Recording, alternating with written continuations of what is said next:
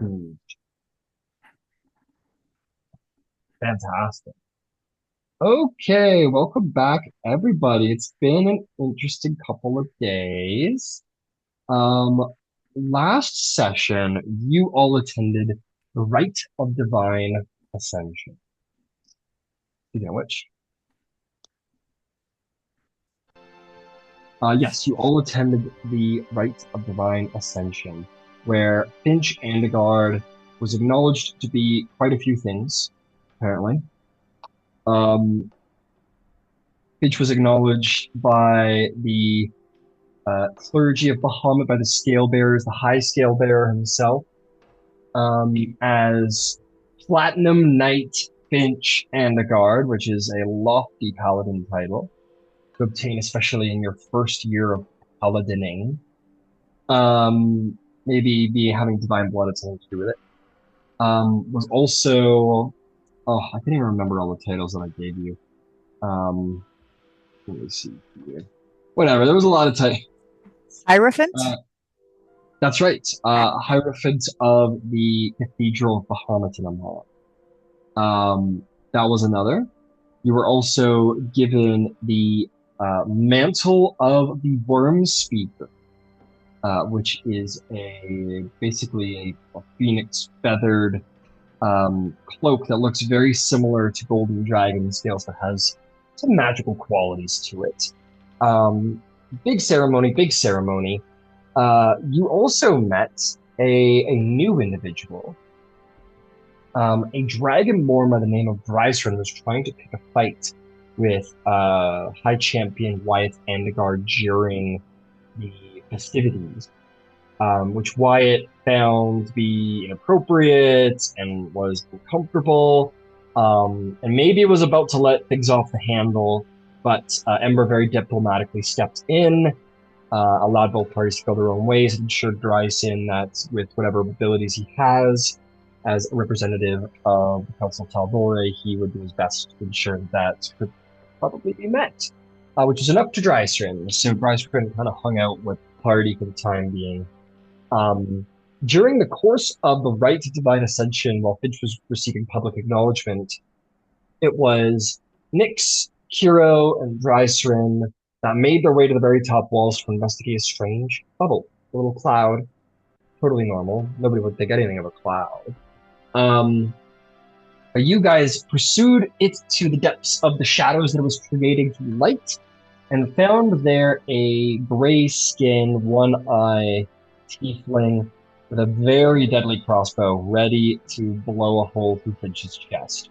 You guys fought bravely to undermine this assassination attempt. And though you didn't stop her from getting a near kill shot on Finch, you did save Finch's life.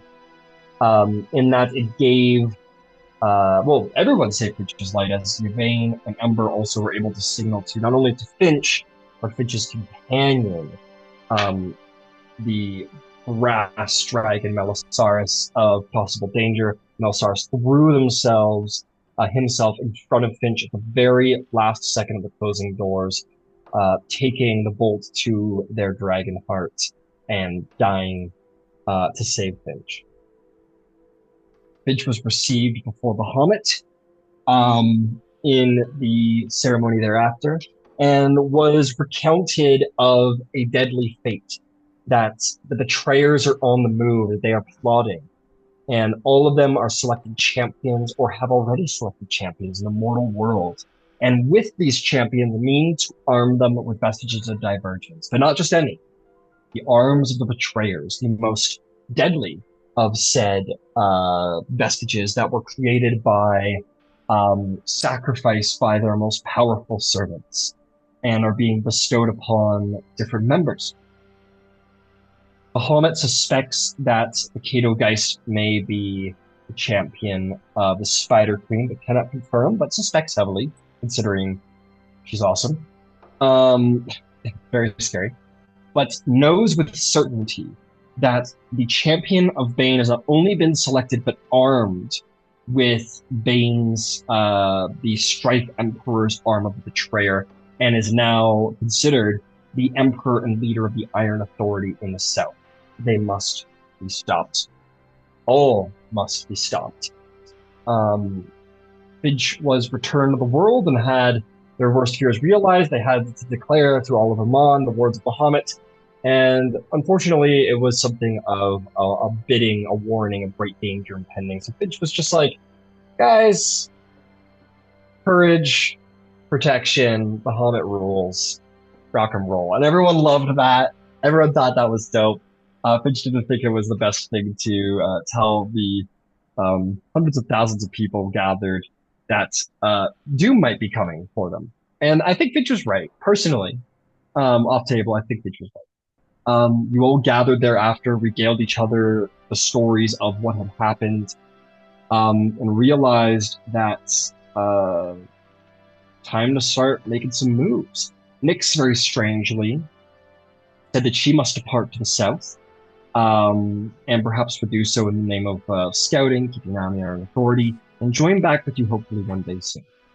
Zarvolg kind of sighed and contested that it's time that he took more responsibility with the Iron Authority and means to help kill Jaya, hopefully summon an army of Tal'Dorei to assist in the endeavor of slaying this Emperor of the Iron Authority, whoever he may be. So, Finch, you have been bestowed divine responsibility to prove yourself worthy of the word that were shared to be that you are a paragon and a representative of the word of Bahamut in the world. And should you succeed, Bahamut would share with you the lead to find your own vestige of divergence, and implored you to summon to your side only the most trusted and capable of heroes, so that they may also find their vestiges and they too might face these deadly adversaries as they reveal themselves. So that is where we are. We'll say that Nyx and Zarvolg said their goodbyes. Zarvolg will be much more at hand than Nyx, but they have departed to go take care of what they need to discussing. Um, but what would you all like to do as you stand here in the privacy of the Temple of Bahamut with the newly resurrected Melisaris in the form of copper rather than brass? Making basically the Aurora Concordance whole outfit scheme completely ruins it. Thanks a lot, Finch, for that. Ember especially had brass filigree put into his outfit to celebrate your dragon. Now it's copper, so that's right. What would you guys like to do in the privacy of the temple? Yvain will say to Finch, I need a meeting with you, High Bearer Vord, the coin mistress, and High Cleric Trickfoot if they're there. Maybe Lord Percy. If everyone's here.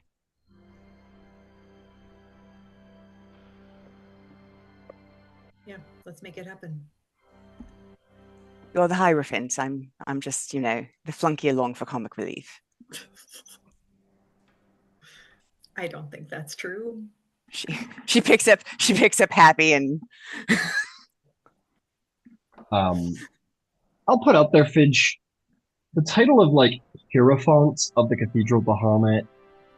It's like it's a real like bullshit title. I'm sure. Yes, it is. Like yeah. it's essentially you're like the divine mascot of this cathedral. That is what that is. You're like there is some like political pull that comes with it in the church, but true as to how you and your brother have felt for a long time, there is a certain pageantry to the title of Hierophant. Like Hierophant doesn't mean anything in the ranking pegging order. There's still clout, but it's sort of like you probably imagined your brother standing in the crowd somewhere rolling his eyes as he named you the Hierophant. So they're like, what do you think is that? Yeah, like the Philly fanatic of the Church of Bahamut. I got it. Yeah, exactly. But also, all of those people happen to be at least 3 of them are here right now. And I mean, you did just talk to Bahamut. They're probably interested in what you have to say. Yes, I'm sure. Let's see here. I think then in that case, I am going to start going to look to see who I can round up.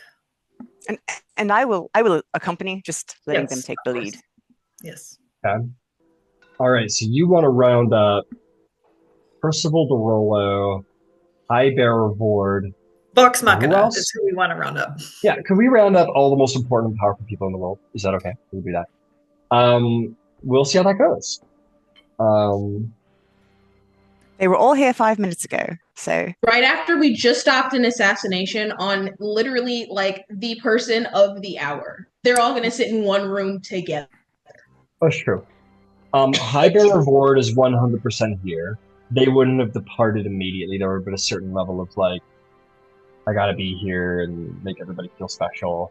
So High Bearer Vord is absolutely accessible.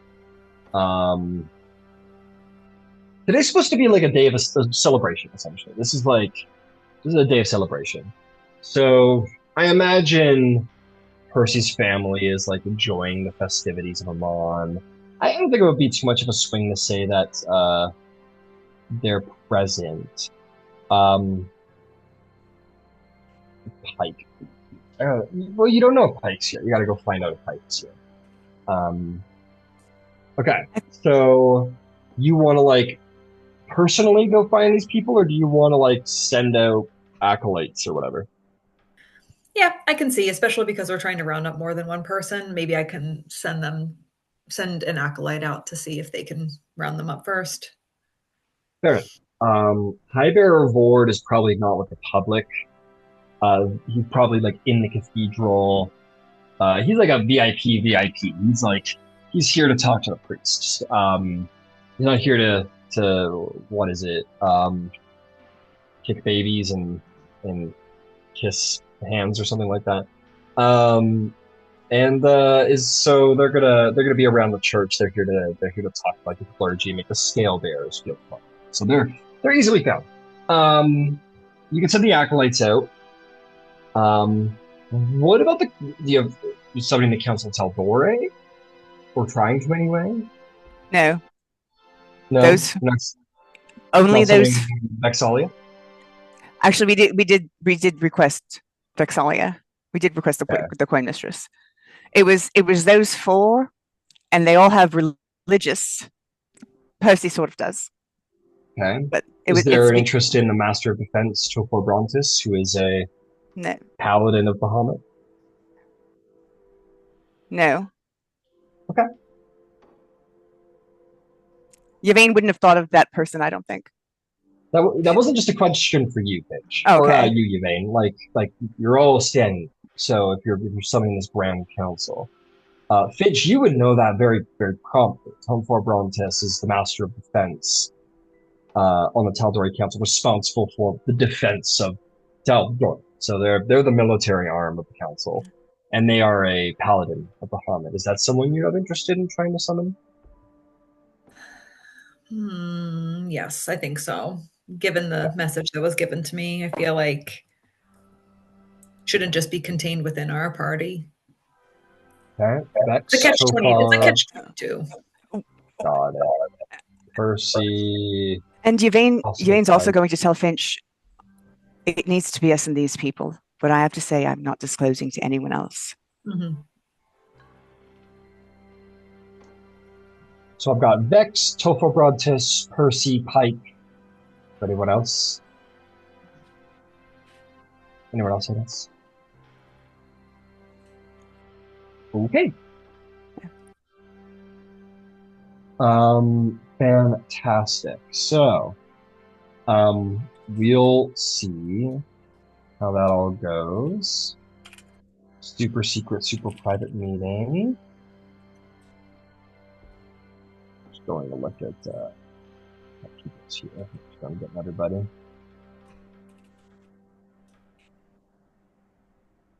Is there any what do you say to the messengers? Just like, oh, go get the coin mistress. Is that kind of the deal? It is directly regarding. I have information directly related to what Bahamut told you. Okay. So, I okay, mean, sure. I guess like I'll be honest, like you are putting together. You want this meeting, Yvain. This is more directed at Finch because Finch is the one with power I in see. this moment. I apologize then. So no, it's all good. So Finch, you these four people are to be summoned. What do you tell the acolytes anything? I mean, you've I heard think, what Yvain wants to tell them. yeah, I think we should just say the Aurora Concordant has an important message. Please fetch these individuals post haste. Okay, understood. Important message. See how that works out.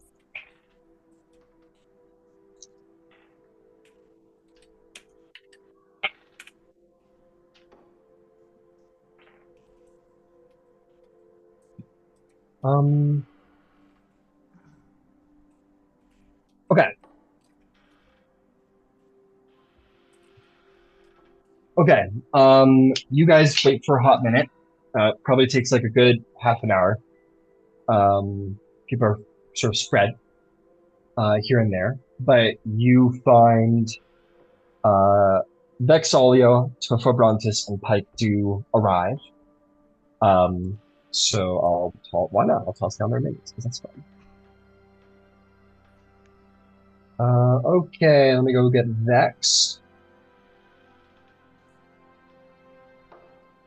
I'm gonna see if I have a Dragonborn for Tofar, but in the meantime, Pike Trickfoot, being a High Cleric, does seem to be present. And last but not least, I'll see if I have a I think the Dragonborn. Moonweaver. But they all thanks Saren Ray. Here, that's for Pike. Let's see here.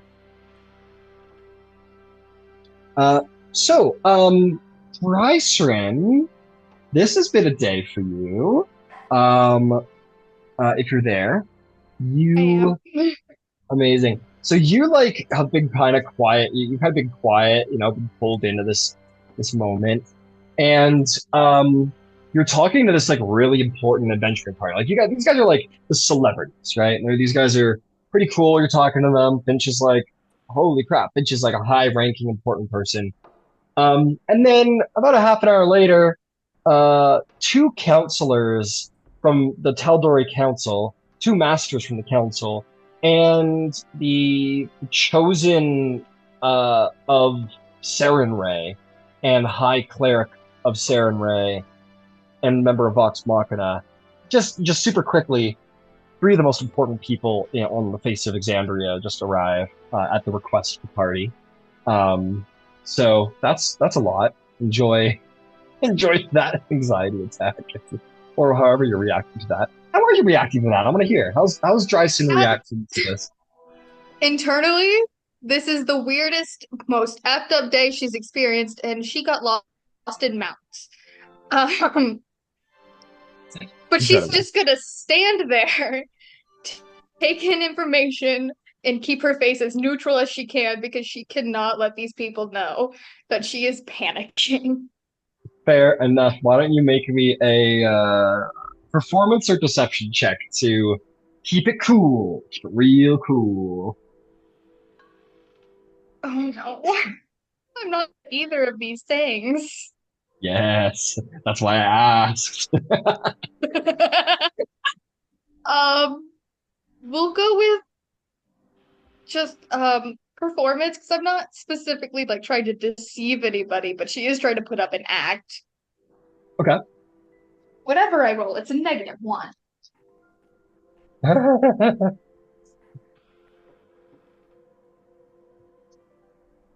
Rolled a 17, which means that is a 16. Oh, pretty good. That's pretty good. You know that like this is an important moment for you. Like you're in private council with your Aurora Concordant and like several important people. And like if you're trying to make any big waves, like this is your moment. You got to be chill. You got to show that you're chill. I'm gonna give this to Kiro. Kiro, what's your passive insight? Oh. A 15. Oh, not quite. Close, but no cigar. Oh, I was gonna have a, yeah. You know what? I'm gonna give it to you anyway. I'm gonna give it to you anyway, because it's not far off from the DC, and I'd give you like a passive advantage considering your reaction, your initial reaction to the Oracle recording. You look over to Drysrinn, who's playing it like super fucking cool, and nobody knows it, except you can kind of see the look in Drysrinn's eyes as Drysrinn's scanning the room, being like, "Hey, resurrected copper dragon, scale bearer knight." Pretty important. Like it is having a very similar internal reaction as you when you met the Aurora Concordant. You're able to recognize that just because of who you are. I've had that look on my face before. I've Yep. definitely thought that before. Yep. If Yep. we're standing next to each other, I'm just gonna kind of lean back just a little bit and go, I'd lie to you and say that it gets better. It doesn't.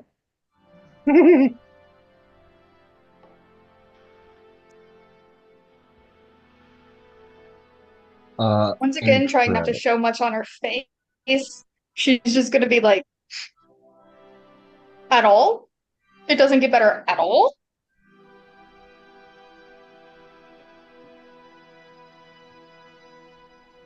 Never. No.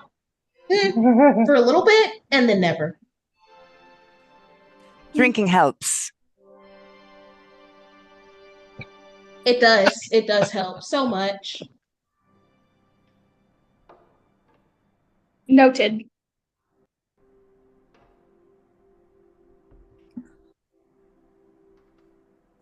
Okay. Let's do this. Hierophant.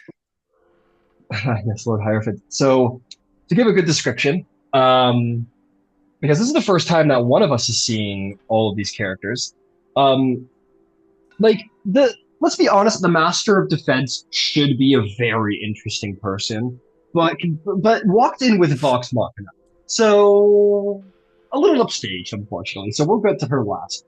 Um, we will start with Vexalia, who is certainly the most beautiful of the three.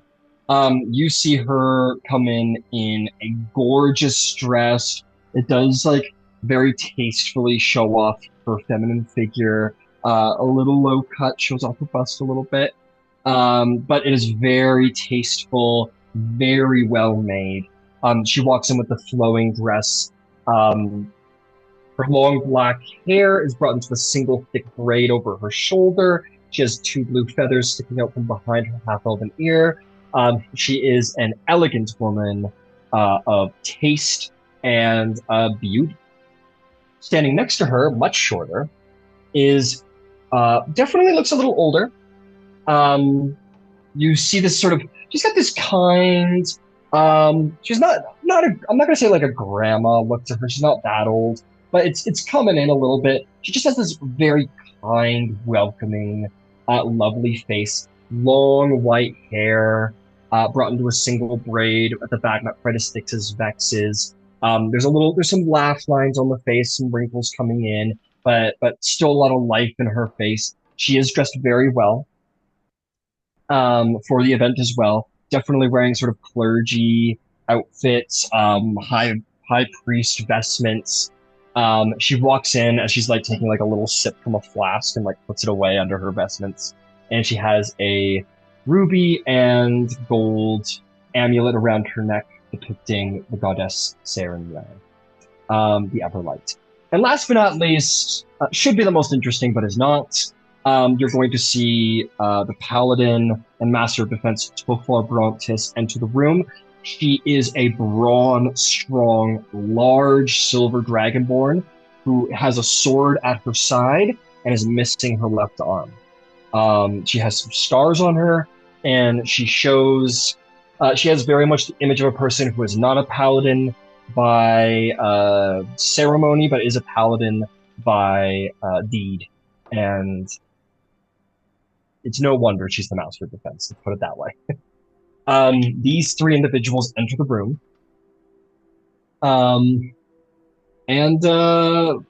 Boy, I'll say Vex starts, who says, "Finch, darling, you were magnificent up there." Oh, thank you. You're too kind. I think Pike will be very nice. She'll say, "Oh yes, you were excellent, Finch. You should be very proud of yourself. It's a big day for you." Thank you. Thank you. I am. It is. It's been a big day. Oh, I'm sure. Tafar Brontis is like, good job. A little less elegant. Well Yeah. done. Thank you. Gives you a nod. Very stern. Shakes your hand. Paladin, Scale Bearer, or Platinum Knight Finch. Congratulations. Thank you. Bahamut, smile on you. Yes. You as well. The Guardian Tafar Brontis will turn and say, "So, we have been summoned to a private secret council." Vexali will say, "Percy, he's taking the day off. He's with the kids." Well, I think the shortest way to put it was there was a nearly assassination attempt on the Hierophant. The Platinum Dragon has some distressing news for the Hierophant, and I have some intelligence to, not that the great Platinum Dragon needed any confirmation, but indeed I can put some of what was said into context. Would you like to hear their reports first? They're a little surprised. The High Bearer is there. Sorry, I forgot the High Bearer, but the High Bearer Ward is present. And the High Bearer looks unsurprised, having been present for everything. And they kind of just look around, and Telfor says, "Please, go right ahead." Hero, did you want to begin with to the? You saw what happened on the battlements. I can, yeah. Please. If we want to make this easy, yeah, it's entirely up to you guys. If you wanna do this in the role play, it's perfectly fine. But if you want, we can simply say that you just tell them.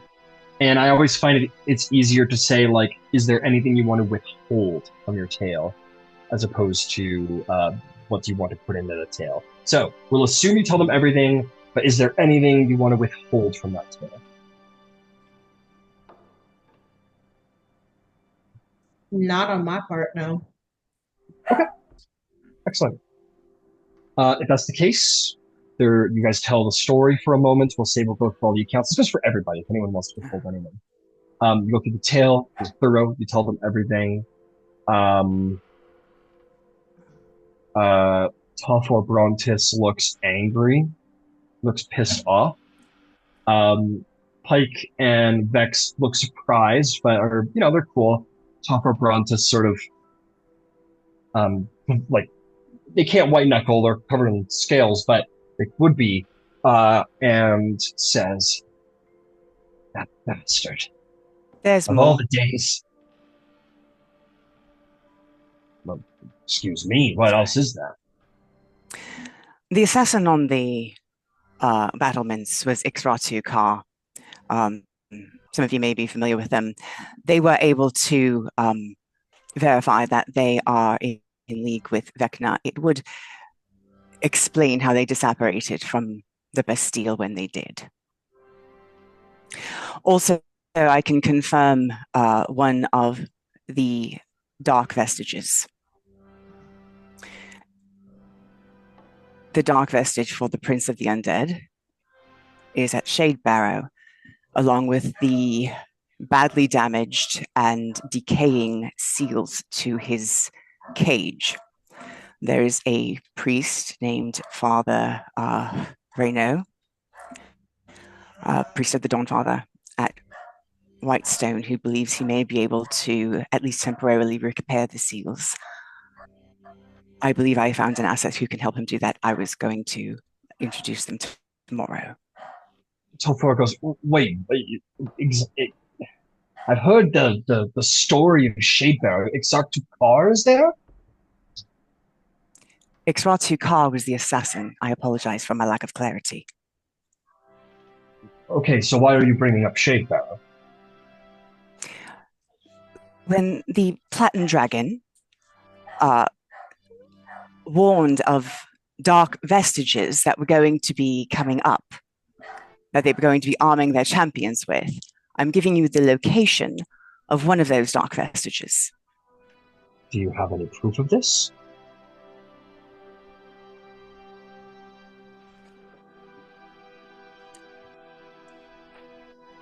I have a... And she's going to look at Vexalia. And she's going to put her head down. I was put on this particular path. And she's going to kind of look at Finch and say, by a champion of one of the gods. Pike pipes in as she sees where it's going. She goes, this is a lot of information to take in at once. Maybe we might all stick at one topic at a time, if that's all right, before we get a little lost, if that's okay with everybody. But yes, I can confirm there is a priest, Father Reno, priest of the Dawnfather at Whitestone. I'm sure you can confirm with them. It's another I have other people. I assure you would want to do your own investigation. We can't get into there, so it's not on me to find it. Merely mine to report the location. Tofor says, this person in Whitestone has evidence that there's a vestige of divergence at the bottom of Shadebearer. I'm confused. What? That they can seal it, or that there's a vestige?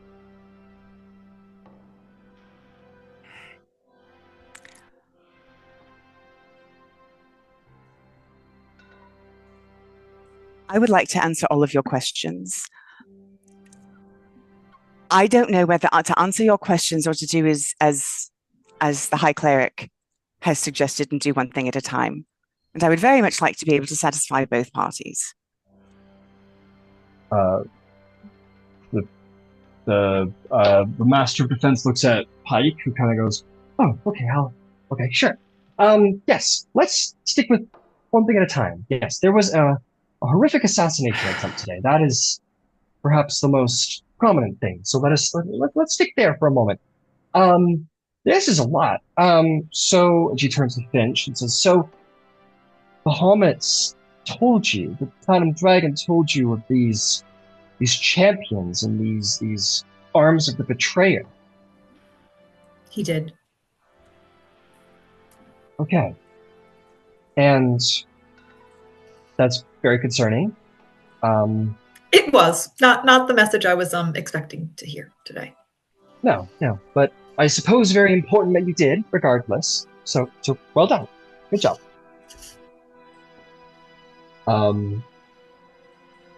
She kind of like looks at Vex and goes, "Why are you looking at me?" And she says, "Well, I mean, they said that one of these guys is down in you know, the Iron Authority and all, and I know there's been Topher Broadtest says, I am as faithful to Bahamut as the next, but it is you can consult with the Master of Arcane all if you wish, but divination it isn't a reliable tool of knowledge all the time. It can be tricked. We're going to need to investigate. I will bring this matter to the Council of Tal'Dorei in private session. The authenticity of these visions that you have had, Paladin Finch. We'll surely have to send at least scouts to the south to check to the authenticity of this flame of the Iron Authorities.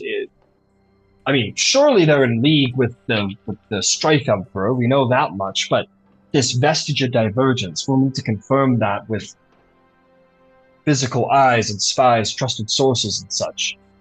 I will speak with the Seeker about this, again, in private session. Topper rubs her forehead as this is quite a security matter that's been dropped at her feet. She says, as for Exatu Kar, do you have any idea where she has gotten to? where we can find her? She My last smiled. She smiled, disappeared into smoke and bats, and I don't know where she went after that. Then it was about securing everything else. Well, Exotic is a vampire. But if they... It's too late now to track them. my last Infamously hard to track. Yes? my last please. intelligence suggests she was near Fort Daxio, and if you give me a moment, I perhaps could scry. Okay. By all means. So you could go to start doing that if you wish. Again, it's going to take you about 20 minutes to perform this ritual, because 10 minutes to cast, 10 minutes to actually view. And another minute besides, because I'm going to take out the astrology thing and cast Foresight first. Damn, dude. Okay. You got Foresight through that bitch. Which will give her disadvantage on the save. I will need you to... You are casting above your spell grade here. To put it that way. I will need you to roll me a... let's see here. Actually, I want to check the item really quick. Because that is something. See, that... I don't... Usually, when something comes as part of an item, usually it's like you can cast it once a day. In this case, it's like it acts as a spell book, but Yvain's not a wizard, but you're like, just use it as it's written. So, if this is, we're gonna, I'm kind of being a little loose with it because of your abilities here. So because this is in part a spell book, we're going to say that you can't cast a spell from the book above your spell level, essentially. Okay. So by spellbook rules, yeah. Okay, that's fair. Then she will simply get to the scrying. Okay. And she has the arrow. She has one of her arrows. She has something she touched. So I think that should make it easier. Drysrinn and I were standing up against the wall, and I just reached over and tugged one of the bolts out real quick and tossed it to Yvain. That will take 10 minutes, and they will continue to speak while you're off doing that. So, what else? Vexalia is going to look at you all and says, you've been all honest with me, so I'm going to be very honest with all of you about something. So, let's say in the wonderful hypothetical that these visions are true, and I don't think we have any reason to doubt them yet. But if it's true, and we send scouts south, and they find out that there's an arm of the betrayer, and everything you say is true, the deep cut of it is, it's expensive to marshal an army. And if I could take my bow and cut through all the red tape, I would, but I cannot. We are in severe debt to the League of Miracles for the repairs of the last 20 years. Raising an army is an expensive matter, and as I'm sure you noticed, certain budget cuts have been made when it comes to defense, isn't that right?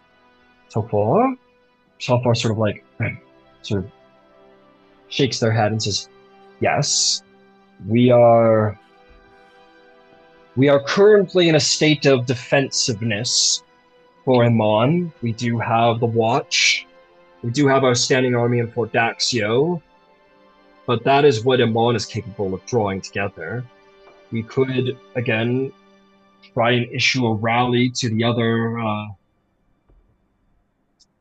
other delegations and other cities that call themselves a part of the Tal'Dorei Council. But again, it is very expensive to raise an army, as the coin mistress says, and we don't have the capital at the end of the day to raise an army against this champion of the Strife Emperor.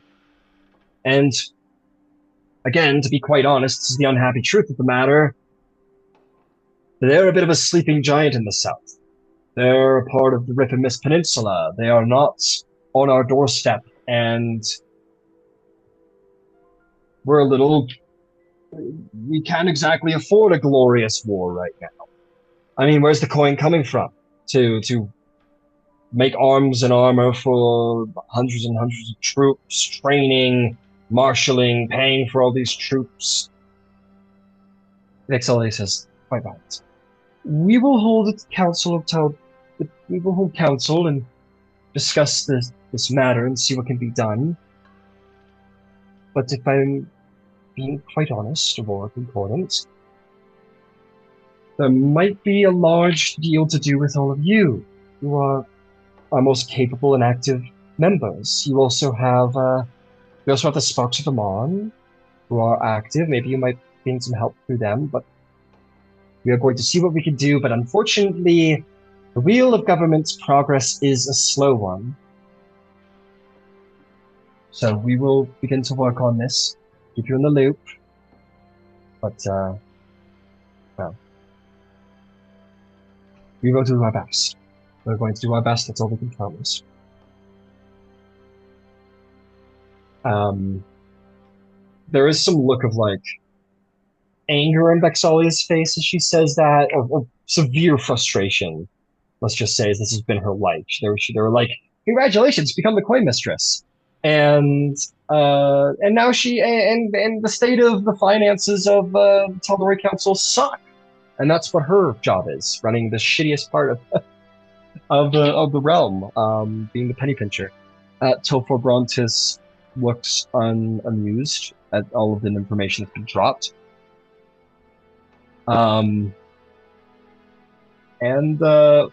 Pike is a little lost for words too.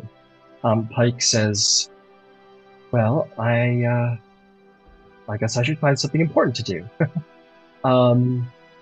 I'll go talk to this priest in Whitestone about everything that's happened, about Shadebearer. It's not something I've really ever been involved in, but I can go at least speak about this. But more importantly, I'll probably head to Vasselheim and speak to the other individuals there, as this is in part a religious matter. They should be informed. The High Bearer Ward says, and I will go with you. From all that has been sent here.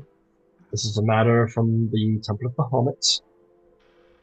And High Bearer Ward will turn to you, Finch, and say, Finch Endegard, it seems that it was not inconsequential timing that Bahamut laid these omens upon you, and that you became Scalebearer in the same motion. This Platinum Night will be a crusade that we're going to entrust to you. You are, after all, the Hierophant here of its greatest temple, and you are the Platinum Knight, the only Platinum Knight who currently resides in Tal'Dorei. We will entrust this mission to you in Grant. But we will do what we can. Sounds good. At this point, as they've kind of discussed, like, okay, what should we do next? Vex'ahlia, Yvain, we will say that your scry does go off. You have never met the assassin in question, but you are familiar. Yes. So we will take that into account.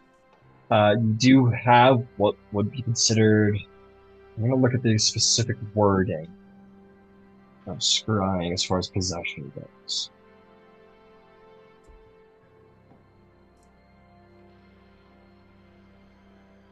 Man, I'm taking forever, sorry guys. Let's see if the phone goes faster.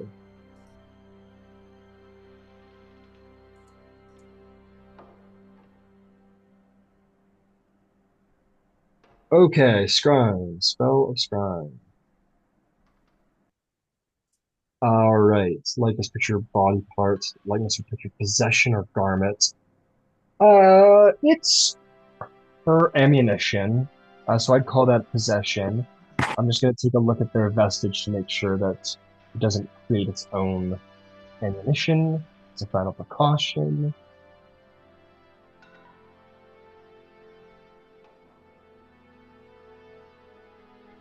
It does not. So this would have been, yeah, a pure crossbow bolt. Okay, that'll all go through. So you are familiar, so that's a -5. Oh no, you're not familiar. You've heard of the target, so second hand. So they're going to gain a bonus that way. And then you have the possession. So they will get a +1 to this roll on top of their usual bonus. Now I gotta just go get up their sheets. Oh, scrying, you complicated old thing.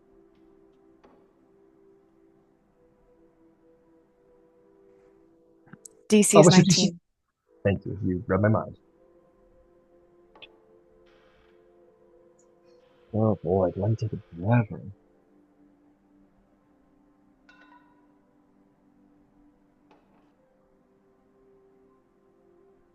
Why is it taking so long? Goodness me. Yeah, new place, sorry. So. Good. Damn, sorry guys. The Wi-Fi is moving really slow. Holy Christ. Okay, let me think here. So 14, let's see if I can remember top of my head. Any way to make this go faster.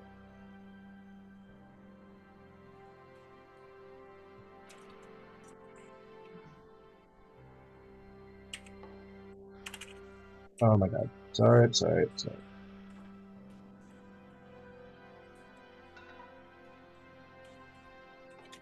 And fire. There we go. Okay, here we go. I think I may have my vampires coming up. I'm sorry this is taking so long. The Wi-Fi is You said you were having computer problems, and that's so frustrating. Yeah. We're all good.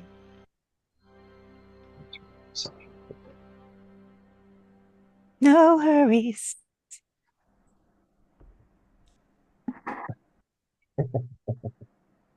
Yes, isn't it? Hey, it might not be me, it might be D&D Beyond, because they can't find any vampires on D&D Beyond. So that might not be my fault. That is a great thing. DDB has been buggy with me today.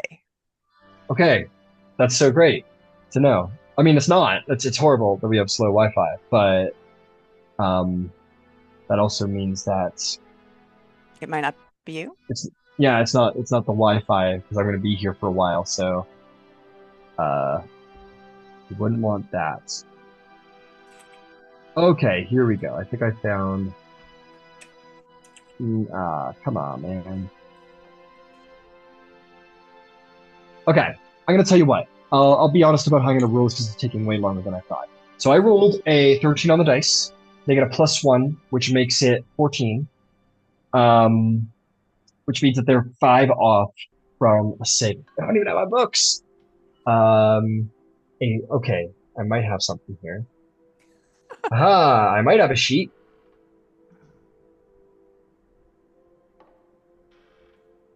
Yeah, you try to scry.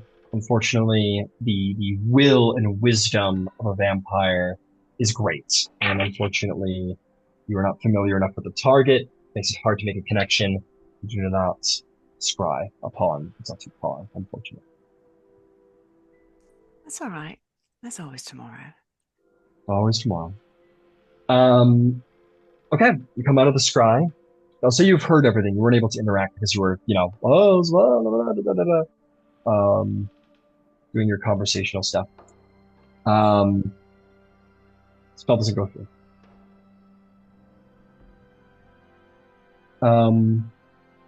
Okay. I think Vexalia is going to say, I think it's time that we upgraded your contract with the Tal'Dorei Council. You have seen much. You're at the epicenter of this dangerous thing. And, I mean, she looks at Pike and says, Uriel did it. Why can't we? She goes, that's a good point, Prime Mistress. And she'll look at Tolfor Brontes and says, we'll need to pick it up with the rest of the council, but perhaps we should name the Aurora Concordant as we were guardians, champions of Amon, some sort of title to entitle them to perhaps sit on council meetings when relevant. Tolfor Brontes says that would be fitting. We'll bring it up with the rest of the council tomorrow. We'll have an emergency session. Not an emergency, but we'll have an inter-council session tomorrow and perhaps consider a promotion so that they might be brought in to consult in this matter. Just very good. Okay, so first and foremost, let's make things easy. You technically work for Allure right now, but I'm sure she won't mind. So I'm going to say this. While we will sort out this Guardian business, why don't you all... They said to consult your powerful friends or something like this. That's what Bahamut said, something very cryptic about consulting people of power that you knew, connected people, so on and so forth. Why don't you all start making connections, consulting, and seeing what you can turn up? If you need vestiges, vestiges are important. I will try and track down Vox Machina and see if anyone's got a spare vestige. But I'll be honest, if these visions are true, and these champions of evil are going to come after people, Pike says they'll probably come after Vox Machina first. I mean, it's the obvious target. Vexali says, we'll think on it. Let me talk to some friends and see if we have anybody who might want to try and pass on a vestige as such. But it may be best to not arouse suspicion. First and foremost, I'd like to say this. You all made an excellent decision keeping this quiet, especially you, Finch, not telling all of Tal'Dorei that there may be champions of doom and betrayal and blah, blah, blah. So, well done to you. Excellent work, keeping that to yourself. Let's all keep it to ourselves, why don't we say, for now. We will bring this up with the Tal'Dorei Council. You certainly have the autonomy to do with the information as you will, but I will strongly suggest bring it up with only those who are capable of using the information well and wisely. And aren't going to panic and freak out and tell everybody. Hopefully not tell everybody. That's the important part. Don't tell everybody. So, we'll be in touch tomorrow, probably. You all, well, frankly, maybe enjoy the day. I mean, it's not every day you're made the voice of Bahamut, was it, or something of the like? And it may be your last big downtime day for a while. So I know the day of challenging is coming up, and that is very important. Yes. But, well, we have work to do. So we've never been good at vacations or downtime, so maybe we can practice today.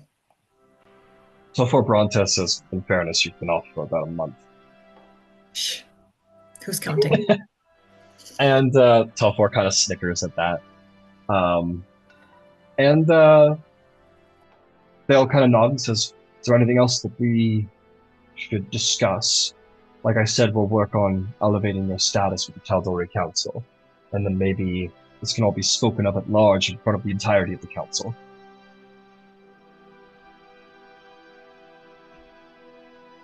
Okay. Well, good luck to us all, and Bahamut watch over us. It seems that we may be needing the walls around Amon after all. And we'll turn and depart the different people. Yeah,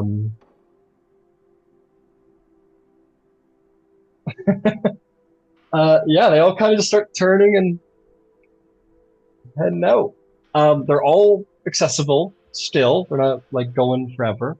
But yeah, they all begin to sort of kind of turn and leave with respect. It's up to you to what you want to do with your day. in the spirit of accepting what we can accept in the moment and then drinking afterwards to cope with everything else, if we're going to take this vacation thing seriously, I need something to drink fairly quickly, please. I think Yeah, that Nyx has a whole bunch of the reserve at our place, so go back and start cracking some open. That sounds like a wonderful idea. And it'll be an even better opportunity to get to know, what was your name again? Looking over at Drysrinn, who I'm assuming is like playing it cool, but also, again, just, I know the face.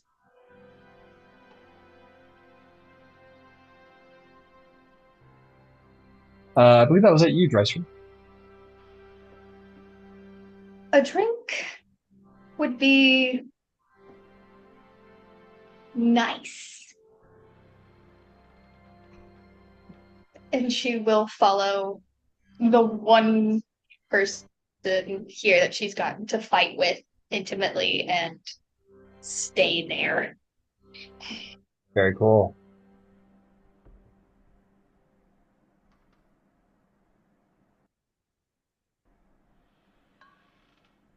Okay.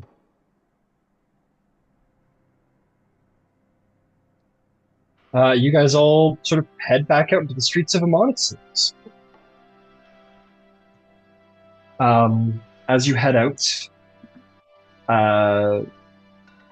Finch, you're heading out into the public. I guarantee you it's not going to be a leisurely time for the newly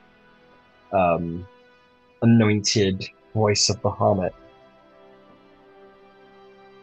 I mean, we can take, well, it depends. If Ember took the carpet, we can just fly them over. I mean, I have my dragon. Is that not one of the most sanctimonious things right after you get anointed, to not even be walking on the street but flying over everyone else? No, I would meet and greet. I would shake babies and kiss hands. Yeah, shake babies and kiss hands. That's it. All right, you guys are all right. Let's get out of here. You open the doors, you start walking out, and a couple people through. You're like, oh, where'd Finch go? Finch hasn't even left the base of the stairs. Is shaking babies and kissing hands and is just wooing the crowd. Finch, make me a performance check for wooing the crowd. Roll for baby shaking. Where is he? Let's see here. I am the platinum right now. 19. You do a really good job. People are like, oh. They should make a Finch mobile with like the glass, everything. I think it says faith in your religion, like bulletproof glass. You make your way through the crowd. You kiss some babies. You shake some hands. Definitely don't. You think about it, but you don't shake babies. And you won't make that mistake again. You're just making your way through. You're schmoozing. People are like, oh, did you? Yes, you bless me. And you're like, yes, bless you, sure. And they're like, oh, great, yeah. And you're very real about it. And people like, they literally just like want to like put a hand on your shoulder, or if you share a word with them, it's like Finch, and true to what Kiro said, very true, is like you being out here with the public and like shaking hands and speaking to them and whatever. This will be like the greatest moment of some of their lives. Like this will be like something they'll tell their grandchildren about. Like if you kiss a baby, that baby might be inspired to like grow up to be an adventurer and a paladin. This is very important to a lot of people. So you go out there, you do your thing, you do it for, and it's overwhelming. I'm sure none of us have been celebrities, but if you could probably imagine standing in a crowd of people who want nothing more than your attention. Me personally, I got maybe 10 minutes of that in me. Of just like a crowd of people around you wanting to just like your attention. So after maybe about 10 minutes, you guys see maybe Finch, you kind of like give a look to the party of like, I've inspired enough people. I don't. Yeah. Well, who do you look to? People are like touching your dragon too. Your dragon's looking a little like. That's fine. Actually, no, your dragon's a copper dragon. Your dragon's loving this. Who am I talking about? They're like, forgot she's copper now. I'll have to update my thing. But I think honestly, yeah, it would be exhausting for sure. But I feel like this is one of those things that like Finch recognizes, like, you have to like put up with a little discomfort, and like they understand how important it is. So they will try and persist through as much as they can to be there for people because they all made the effort to come out and see them. And like you said, it is important. So yeah, they will push their social battery to the limit. Damn, that's an extreme sport right there. There is.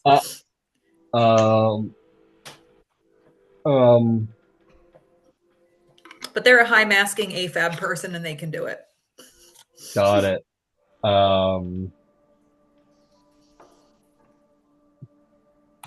Okay. Melisaurus at one point opens their wings, his wings, excuse me, very presentary, and lets out "See me sorrir forasti." And people are like, "Oh!" He goes, "Orisora orbit vivoctos ardot carthi esk oplin," which translates to, as they're like looking at you, Finch, and they're like doing the wings back, and they're like looking like real. People are like, "Whoa!" But what she's actually saying is, "I'm sounding cool for them, but seriously, let me know when you're ready to split."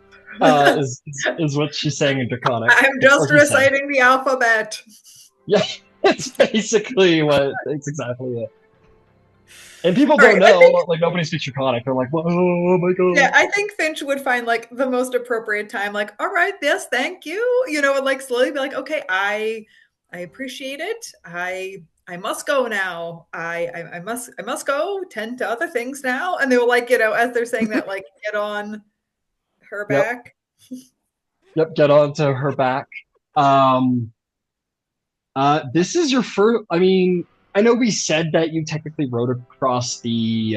No. This is true. So, as a note, Finch, when you rode on, I'm gonna say Melisaurus rode you to Vasselheim, or no, Melisaurus didn't ride you. You rode Melisaurus to Vasselheim. Not that fanfic. And then teleported into Amon. It was not a good flight.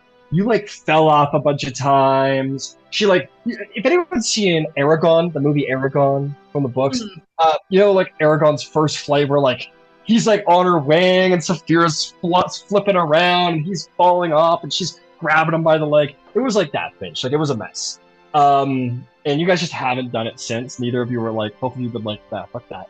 But as you like mount Melisaurus now, you do feel that your bond is strengthened with your wormling companion. You grasp onto one of her spines. It feels easier to balance on her now in a way that's like you actually feel like a spiritual connection. And as she shifts her weight, you can anticipate it and you shift your weight. And it's just something like happened, like Bahamut bestowed upon you a better knowledge of dragon riding. And in this moment, as the dragon lifts its wings, you brace, and as she beats her wings strong, flies up into the air. A couple of people on the front are kind of knocked, not painfully or badly, but they're sort of knocked onto their butts. They're like, whoa! And you loft into the air. Your copper dragon's like, is going to continue to like sort of speak, and is going to say,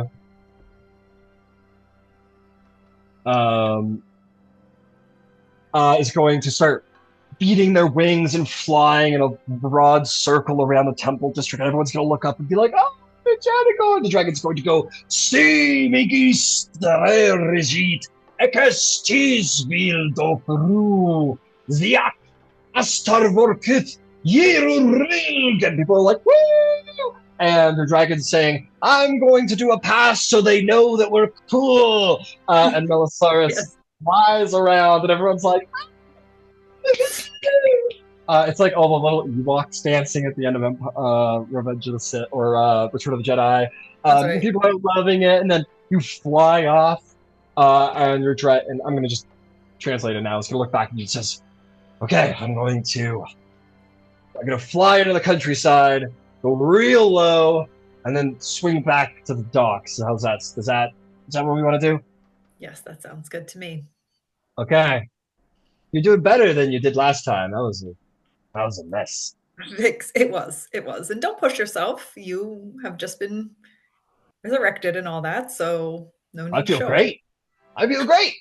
I've been touched by a literal god. I was literally brought back by the grace of Bahamut. I felt all that. That was fantastic. That was really cool. That was really cool. The question is, are we pushing you, Finch? No. Are you sure? Yes. I have to learn Too bad. somehow. And she's gonna like do like one of these down to the ground. And then bank hard. I'm gonna need you. What's the check here to stay mounted? I'll say make either because this isn't about straight up athletics. This is about like knowing when to turn, push, and move your body and move with the creature. I'm gonna say animal handling. I think that's the only way to go. It's animal handling or bust.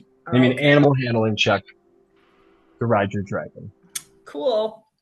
So if I don't embarrass myself. Okay. That's not so bad. It's a 13. 13's not bad. You hold. Okay, so here's what I'll say. You don't get bucked off. Yeah, you don't get bucked off, but you hold on to that spine and just like hold yourself against the body of the dragon and just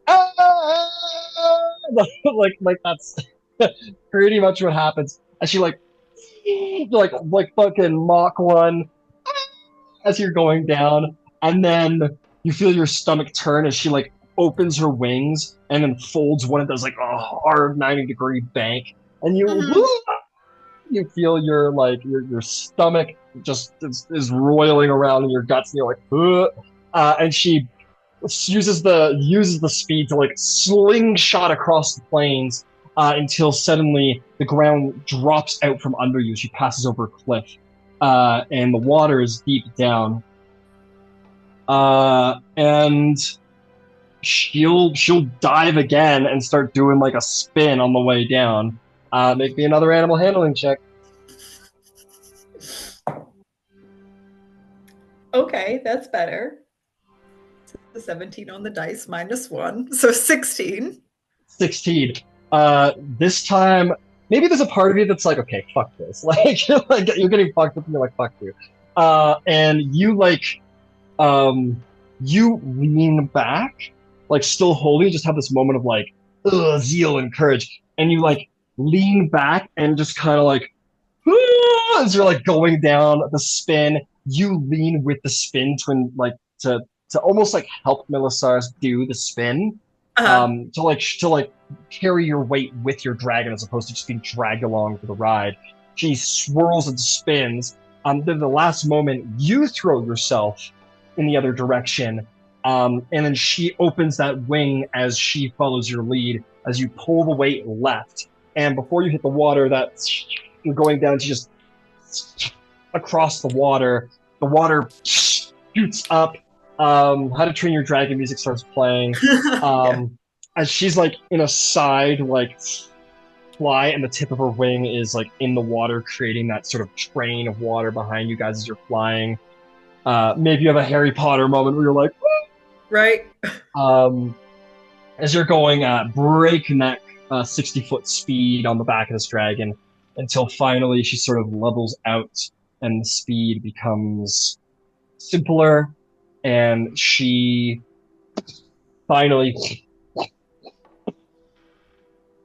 lands on the street in front of your waterfront bastion. That was your first. That was like going on a roller coaster for the first time, and it weren't no coaster. That was the big drop. And you did it. You made it through, and you got a handle on it at the end. And Melisaurus, as you presumably stumble off, turns to you and says, I don't know about all the ceremonies and whatnot that would happen, and I don't presume to understand Bahamut's wisdom, but I say the most important thing that happened today is that you, Finch, are now truly a dragon rider. Oh, that means so much coming from you. You say it with such enthusiasm. It's been a long day. I mean, You're you not gonna died. cry, not even a little bit? Crying on the inside. Okay, that's fair. I died, but I'm back. It seems that as long as you're alive, I'm immortal, basically. Oh, I wouldn't push our luck there, but yeah.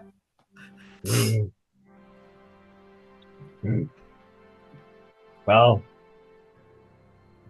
I got a little excited there. We lost your friends. I wonder what they're doing. Meanwhile, back in the Temple District, you all see Finch's magnificent exit, and it is magnificent.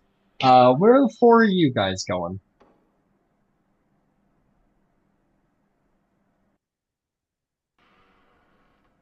Evie's going to find the orphans and help them home.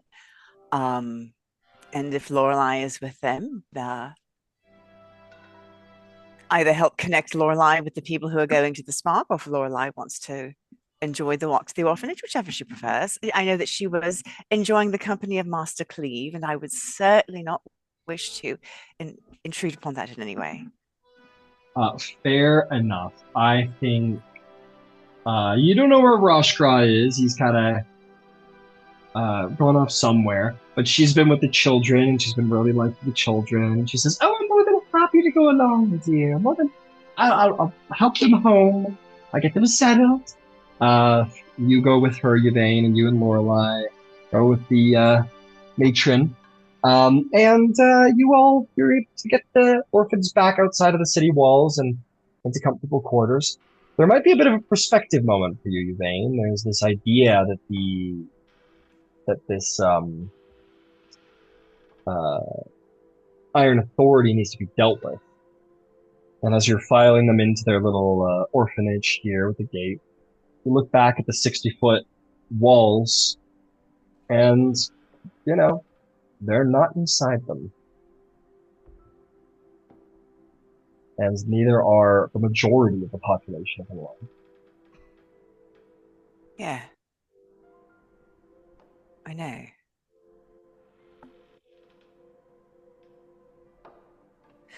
As a thought project, just as I'm thinking, in walking. Yeah. How many druids casting Earthquake would it take to build a wall just further out? How many druids would it take casting Earthquake to build Earthquake, stone shaping, we don't need to use the League of Miracles for such things. Like they've been doing terraforming in Lyrangorn for forever. Make me I guess this would be like a nature or arcana check, I'll say. I'll take nature, please. Because I'm much better at it. Dirty 20. 30-20. Well, the first thing to acknowledge is that Thordak's crater was a huge disaster, right? It was a big, big problem that needed dealing with. The Thyra Ashari, not for irresponsibility's sake by any measure, sent 4 Ashari to handle it. And over the course of the many years, they have handled it. It took a long time, but they did handle it. But perhaps that does say something about their resources, as their primary job is to ensure the stability and sealing of the elemental rifts. That isn't to say that they can't help abroad. You do know that when Thordak attacked, the Ashari did come out and help with the army. but they are definitely not builders. You know, they're not. And it would take a long time. It's much easier to destroy something to build something. And even with the powers of stone shape, it like I mean, and I'm pretty sure I have the map up on Roll20. For that amount of like area to cover, that's a significant project, even for skilled magic users. The League of Miracles is by far the best to do with building, and has the best resources to build with. If the Earth Ashari of Terra were suddenly like, we don't have to deal with the Rift anymore, absolutely, they could make a project of it, get it done. It would take a long time. If there's some idea that you're considering to battle the Iron Authority within the next year, you're not building that wall in time, even with magic. And that's why I wanted to work it out in my brain before I talk to anyone else about it. Thank you. That's fair. That's fair. You know the capabilities of your people well, and it's a lot of surface area. It's a lot of people.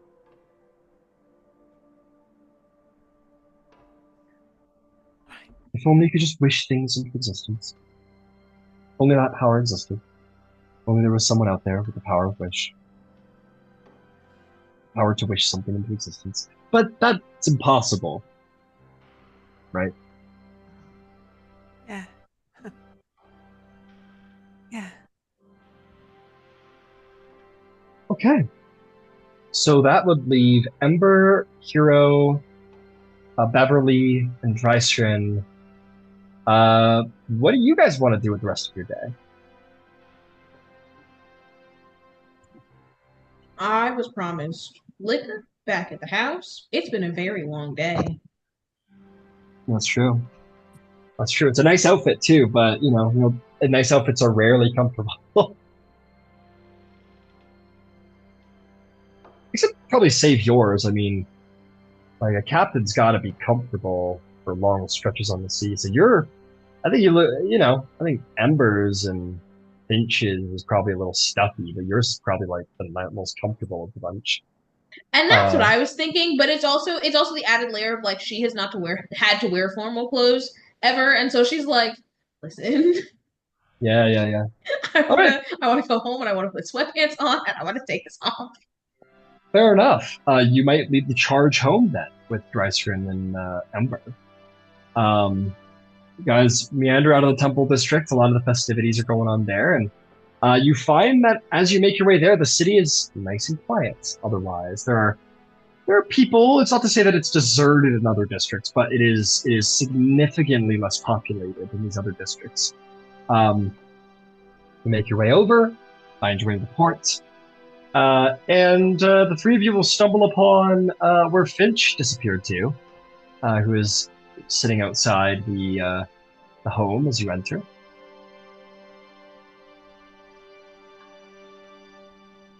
Was Drysrinn able to hear the dragon speaking? Yes, you would have, because you speak Draconic. You know what the dragon was saying. Even though she's very afraid, I think she'd like to say something along the lines of, "You are very funny." Fantastic. You walk up and you're like, "You're very funny."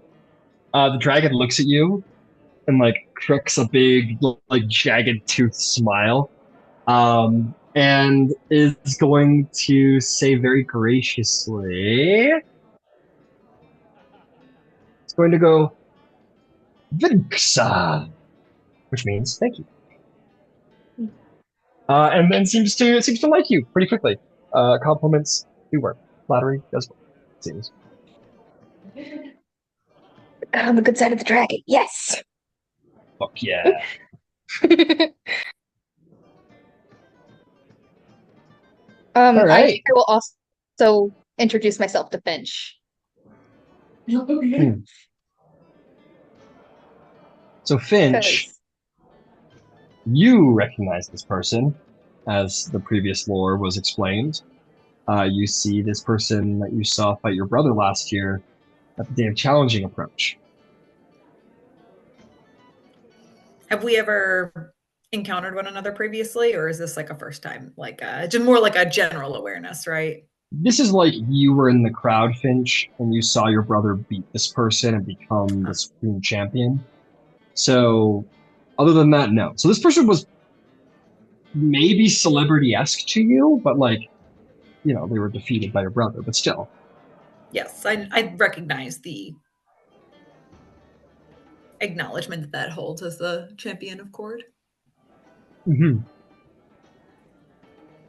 Well, it's a pleasure to formally meet you. I was quite impressed by your performance last day of challenging.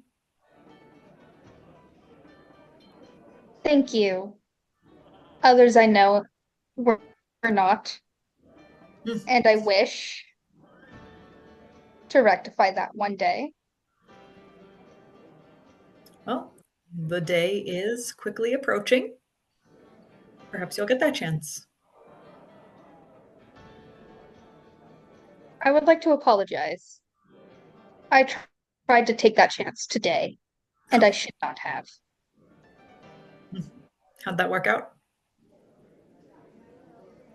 Ember was very persuasive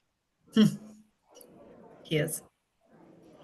and diffused the situation respectfully. I'm glad to hear it. Like I said, hopefully you'll get that chance. Above the table, Ryan, and I'm not trying to like meta game, but when it comes to the day of challenging, we know in game that Czar is Cord's named champion right now, correct? And that hasn't changed, at least with like Czar venturing off, or is that position now open since Czar has gone away? What is our knowledge of that? I will say that Zarvolg expressed that he needs to get serious about the Iron Authority and means to help our little gnome friend. I'm forgetting their name in a moment. With Killjoy. that, Kojaya, thank you, Emma. I will put it forth that, like, I mean, you'd have to confirm with Zarvolg, but you really got a sense of, like, okay, no more messing around. So there could there is the potential for there to be a vacancy for Cord's champion. Yes, Zarvolg looked.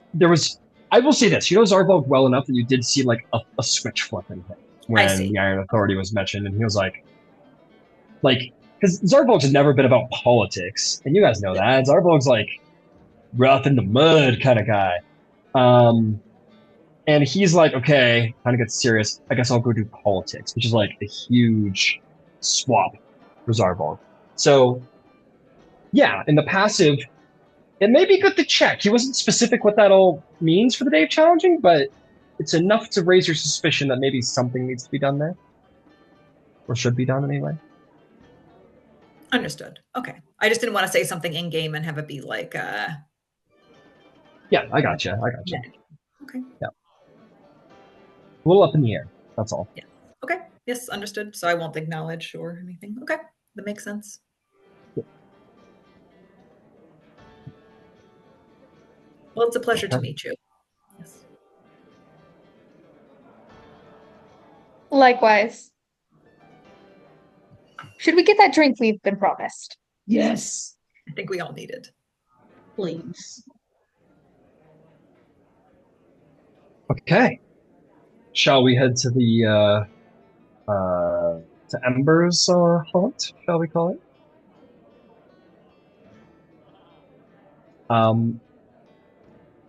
Yeah, if that's what you guys want to do. I'll tell you what, before you go, I'll say your wonderful friend Tally, the little halfling, is gonna come out.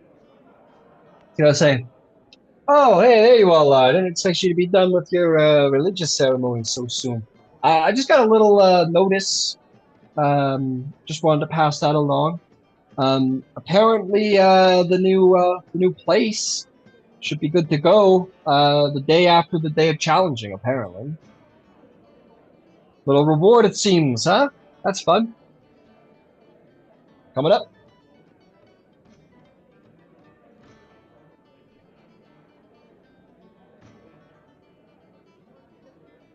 Yeah.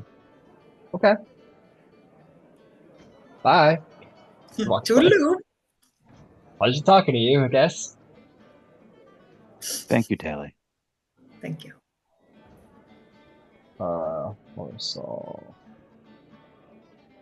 Garden's looking pretty good, all things considered. Yeah, garden's looking real good. Actually, that's a ways off. I'm gonna take it back. Sorry, I got my dates wrong. That's like more than a month away. Fuck that. We're gonna say like at the end of the month. So say on the yeah, it'll be fresh and ready for you all to move in on the 30th, according to the League of Miracle list that I got.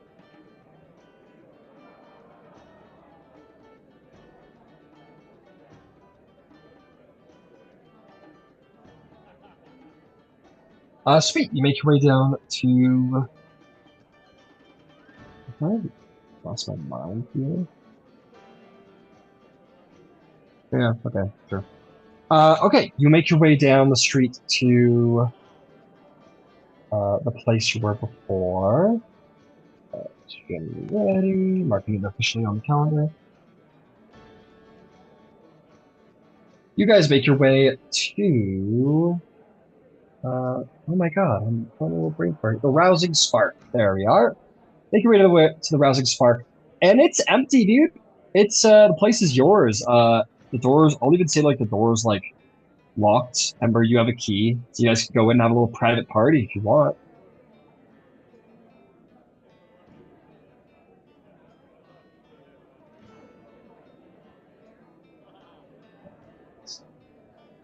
Presumably you do. Open the door. Yep, cool. Open the door. Place is a little closed up. Stools on the table and all, and you guys can go in and help yourselves. Yeah, no tavern music playing, unfortunately. Yeah.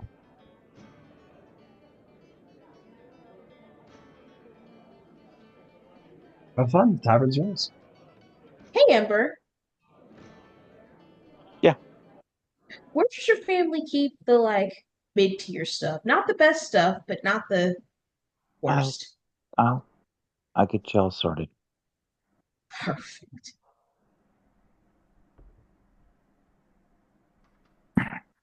Just let me know when I get there. Oh. Right, you're fucking you're off and about. I'll say you get in around this time. You guys meet at the door. Yeah, good point. Sorry, I forgot about you and your orphans, your good deeds.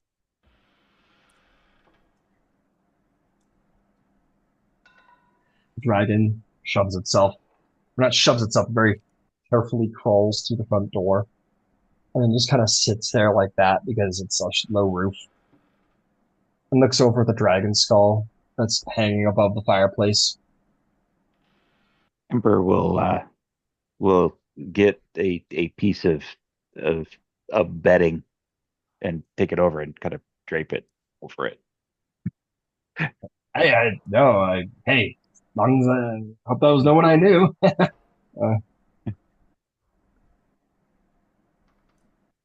actually says that in Draconic, so you don't know what to say.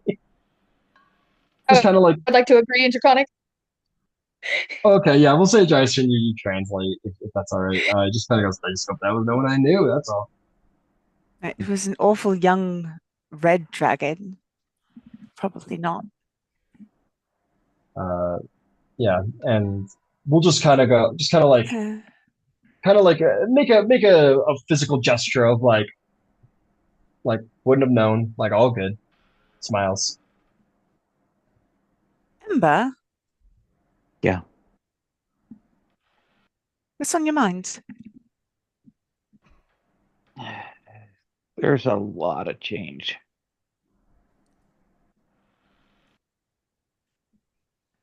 Yeah, I know. You should, probably talk about it.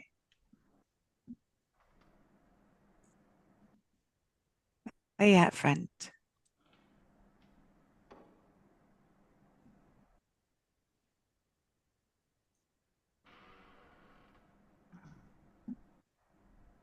Well, And Ember will cut glasses out and we'll take a look at Drysrinn and say, so when do you want to have this go with Wyatt? He's a little indisposed at the moment. I would suspect that injury is going to take some time. He was the one who was injured, right? That's my memory. Yes, Wyatt was the one who was injured. Yes. I'm not. Sorry. I was just I'm going to say, not I can. proud.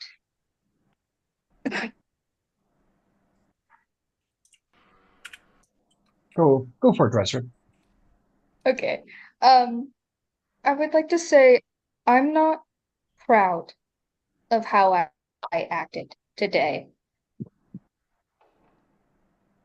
I thank you for not letting me disgrace not only myself, but this day.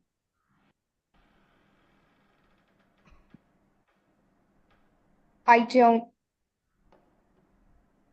I will try again in the day of challenging. I do not wish.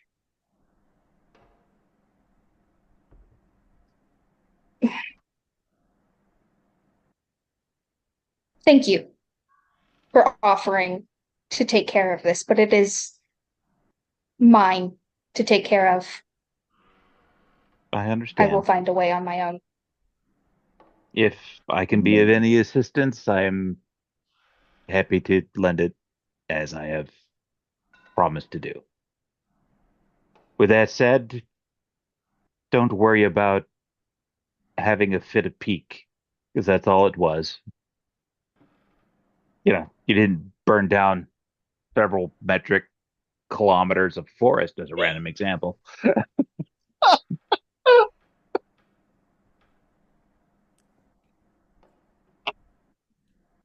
I mean, we've all had our moments. It's not like you directly offended a god on the holy day.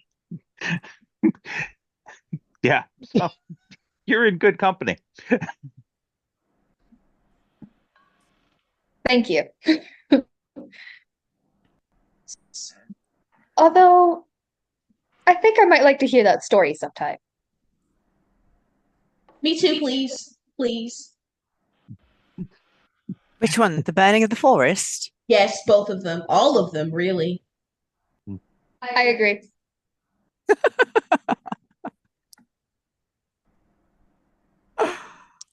Beverly like chuckles nervously. She just like stuffs her face in a mug.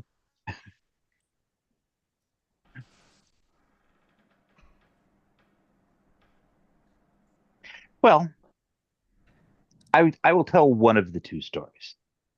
And I will tell you the story about how my friend did me a huge and grand favor.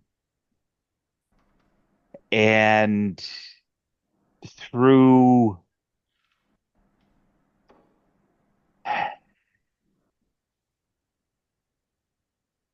through perhaps a little bit of hubris and perhaps a little bit of ignorance in scope, uh, while it came out well, it had the potential to come out poorly. And the goddess in question felt very offended. But because she is truly a contrite and faithful follower of the entire pantheon of primary gods, he made her amends and repaired that relationship sufficiently that it became not an issue. At which point he will tell the story about how he got to have his final words with his father at the behest of Glint and Yvain.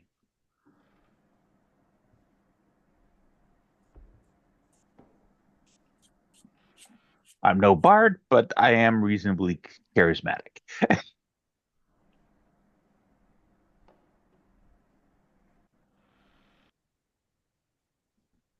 Can definitely say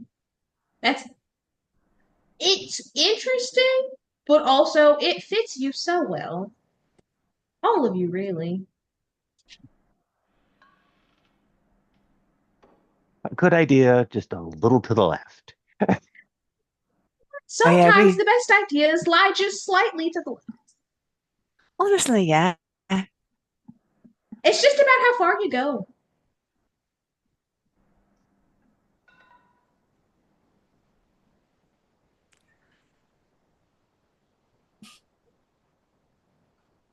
All right. Under normal circumstances, I'd say let's get drunk and have an archery contest.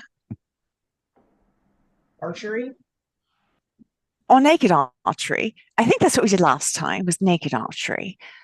Okay. If we're not doing that,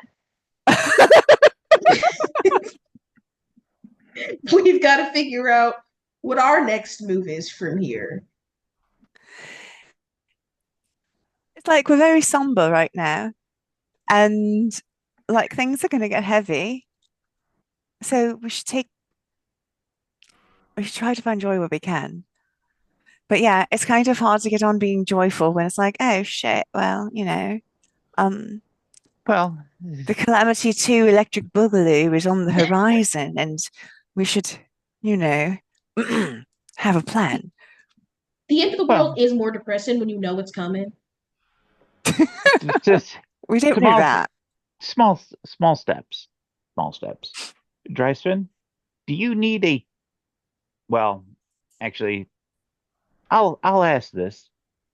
Do you need a trainer to prepare for the day of challenging? I know where to find one who is already experienced at training champions of court. And he's in residence.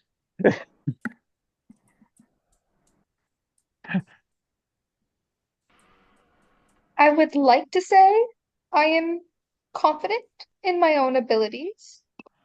However, extra training never hurts. Well, I'll make the introduction. Sometimes personalities don't work out well together, but he has been very diligent about some training.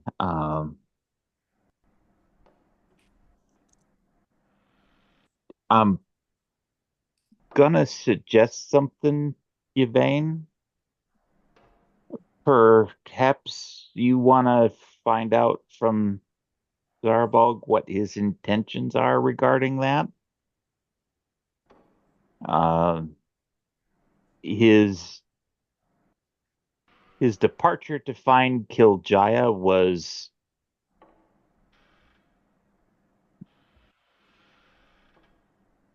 significant. And the fact that he took the glasses back as a nod to the effort that he was going to undertake. If he needs anything, whatever he needs. But I think if any of us here were to have that conversation with him, it would probably be best you. I mean, I'm happy to have it if you don't want to. I got it. I got it.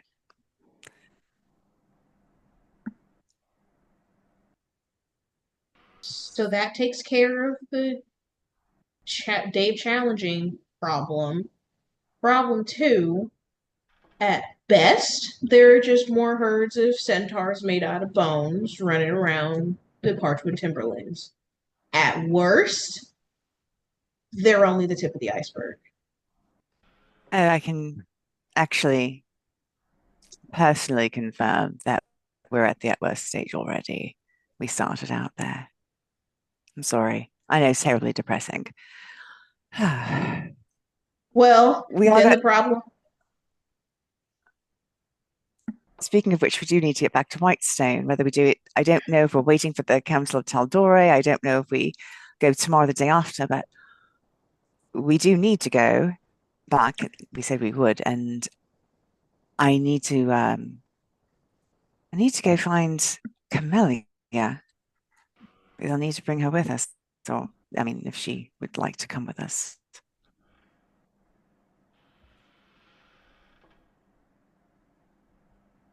I just don't like leaving Aldrich in those woods by himself.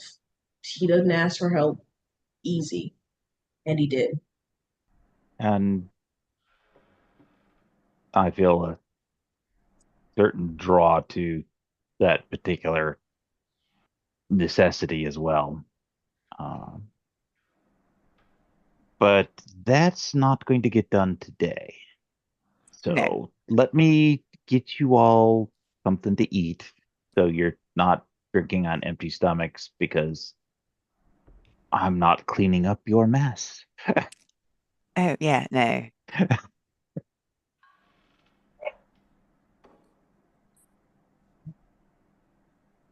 What are you making to eat, Ember?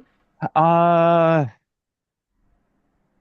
I am I am going with dead dead simple. I am wrapping a couple of the sourdough loaves in some wet towels and getting them tucked into the oven so they'll reheat without getting uh, too dried out.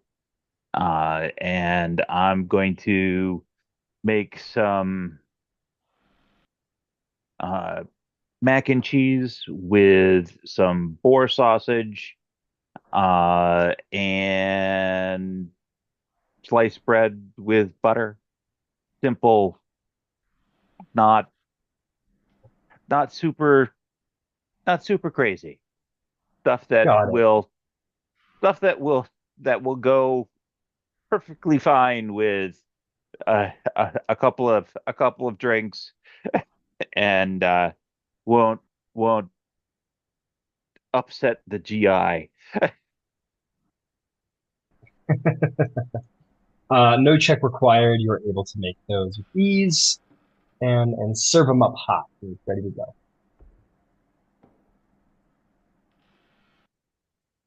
All of you guys get some drinks in you. You're welcome to leave some coin on the table for those drinks. Up to you. The dragon has just gone to sleep. You're all speaking in common. Greg is just having a nap at the court. It's been a big day. Good shot and all.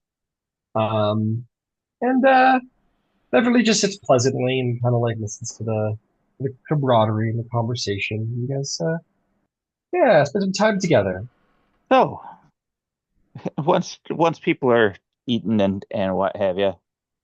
So besides being Cord's champion and having the blowout with Wyatt, what have you done since then, Drysrinn? Anything we would have perhaps heard about or Not particularly, no. I kept myself devoted to my studies, the temple. I started as a monk. I eventually found my way to court. I am following him now, but between there, I kept my head down. well, I can certainly understand that.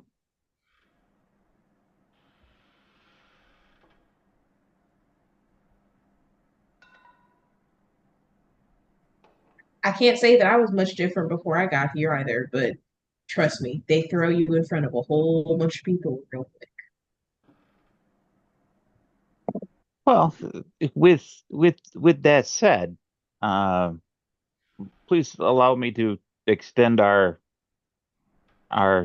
thank yous for your assistance dealing with the vampire incident. That was not without insignificant personal risk. And you really don't know us from a hill of beans. So that, as far as I'm concerned, speaks exceedingly well of your character. Um, with that said, we're going to have a lot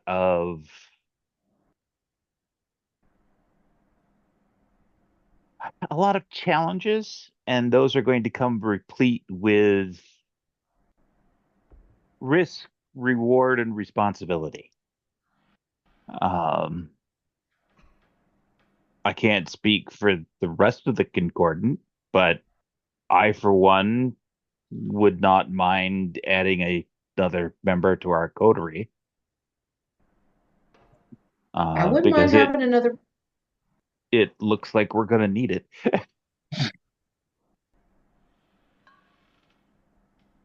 I wouldn't mind having someone. I wouldn't mind having a punch buddy around. No offense to the rest of you. Yeah, yeah. I don't want to punch. I know that there's this thing amongst fighters where it's like how you love each other. I don't. I'll make you tea, and I'll hug you when you're done with the fighting. See, To understand that. hugging's just the less aggressive version of that. It's the same premise.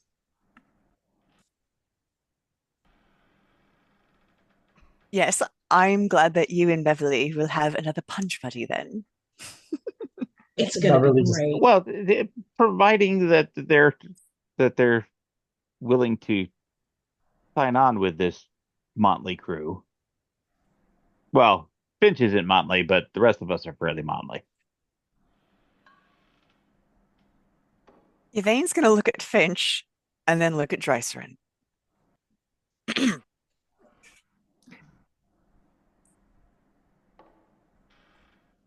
People who've come with us have been dismembered, altered in all kinds of horrible ways. I don't know if you remember Feroxy. Actually, I believe he lost his manhood and an eye and was walking with a funny limb. It was quite a lot, actually. We've had near resurrections. We've had total body horror transformations where the Spider Queen sort of turned Zarvok sort of inside out, and then there were all of the other legs. It was quite horrific. Anyway, these are the kinds of things that we do, and I know it probably sounds very glamorous, but there are things worse than death. Before you sign on, you should know that absolutely no sane person would sign on to this gig. And I will swear this in front of the Hierophant. Have I spoken a lie yet? I haven't even exaggerated. Honestly, I might have undersold it a bit.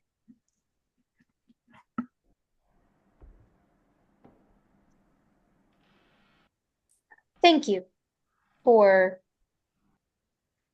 the warning. But I was just told that the world could end. And that the dark deities were sending people to plague this world. As a champion, I cannot and will not let that happen. Who I have to associate myself with is not as much of a concern anymore. Plus, a punch buddy would be nice.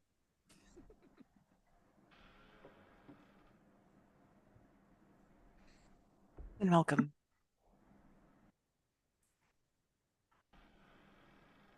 I mean, Kazi's still doing very well with the sparks, and Kazi came with us to fight the red dragon, so.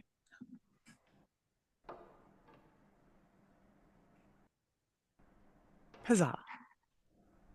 Well, in So that then I guess case, the quick. welcome aboard. I'll cheers to that. Cheers.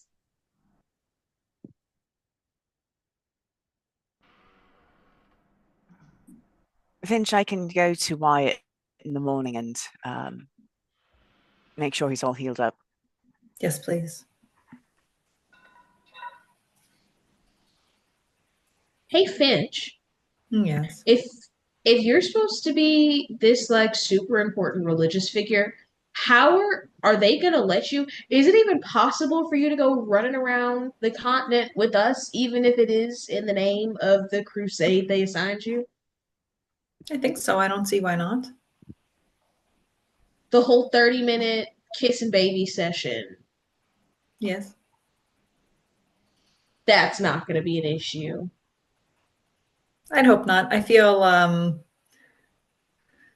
that recognition was for today. I was born here, raised here. My family is highly regarded and recognized here, and it was important for the people of Amman.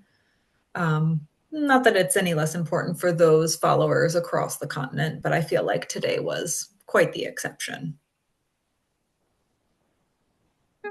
Outside of Iman, Finch is not quite so readily recognized yet. And if that becomes an issue, then we can discuss that then. It's your hat of disguise. You read my mind.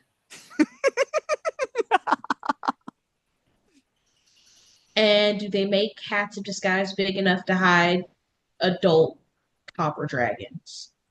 Oh, she's a young This, copper dragon. Don't be exaggerating. but I bet They get do. bigger? Oh yes. Mhm. Oh no! How much bigger was the ice hole? Oh, Oh, you're asking. Quite a bit bigger.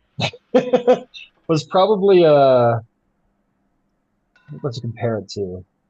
It was a good 15, 20 feet tall, somewhere in there. It was the size of a big barn. Yeah, no. Ice hole was considerably larger. And frankly, much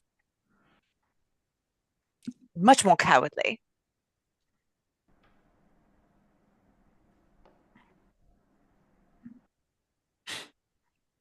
I'm reminded of the contracts I didn't sign before I started going places with all of you. Oh, apparently we're going to be signing another one? It'll be my first one. Well, it's a good one to sign. I mean, you got us in the door. That's always nice. Yeah, well, what they mentioned being protectors of Amon, and what all am I agreeing to by signing said contract? Uh, Oh, hold on a second. And Ember will pull it out to read. I think I've got it tucked around here somewhere.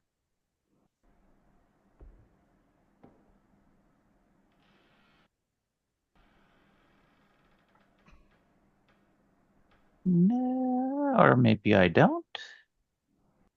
Maybe it was on the old machine. Give me 1 second.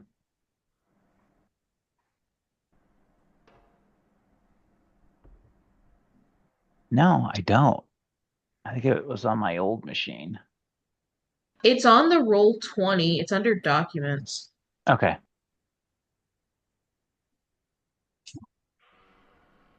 Contractor patronage. There we go.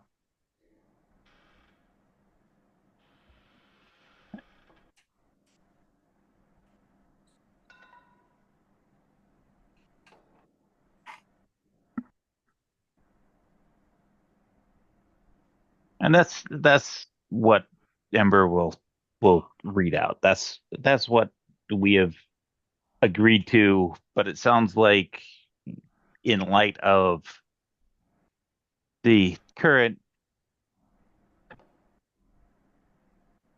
threat analysis and financial analysis that our scope and purview may be somewhat expanding.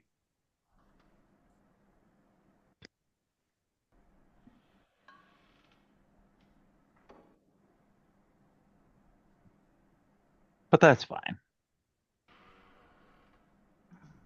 I'm just making sure we don't get into somewhere even more over our heads than we already are. Or am I the only one that feels like that?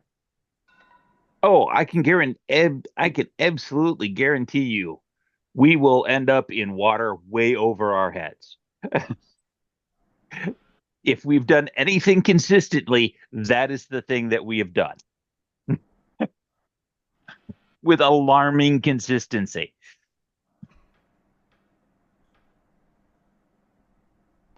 Like, even when we're trying not to, it happens. It's crazy.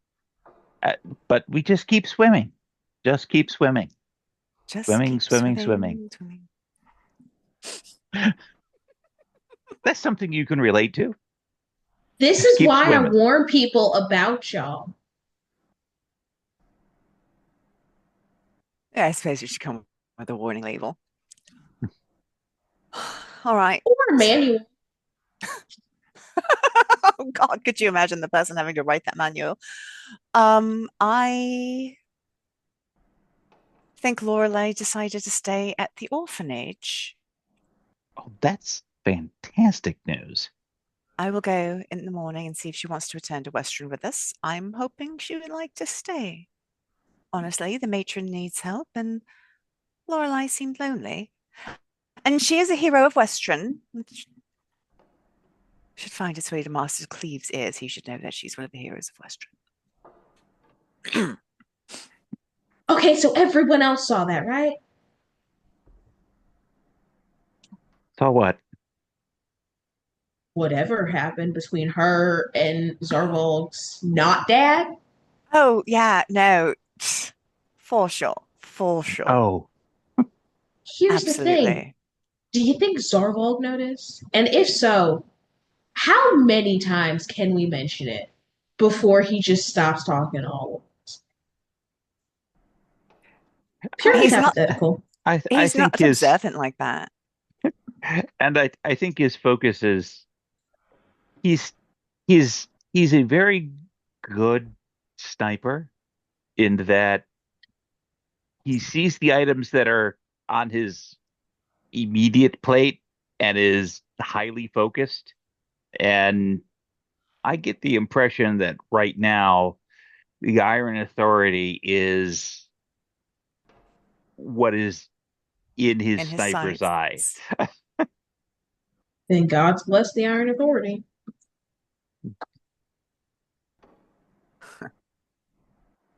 And if anything comes out of today, it's that the story about another crossbow sniper who thought that they could one shot Finch is only going to pose a challenge to one shot the champion of Bane. Oh, Zalfog's going to take that personally when he thinks it out. Oh, Like, that's going to piss him off three ways to Sunday. oh, yes. I, I wouldn't want to be one one of the Bane's bodyguards because that's not going to be a good day. Wait, but also now he's challenging all of that into politics. Yeah. Until they give him the financial stiff arm, at which point he and Yeah. Kiljaya will just roll up. They do a lot of damage. Ooh. Oh, oh yeah, yeah. They're good together. They make a good pair. The They are. upside is that Nyx is going in country ish, Yeah.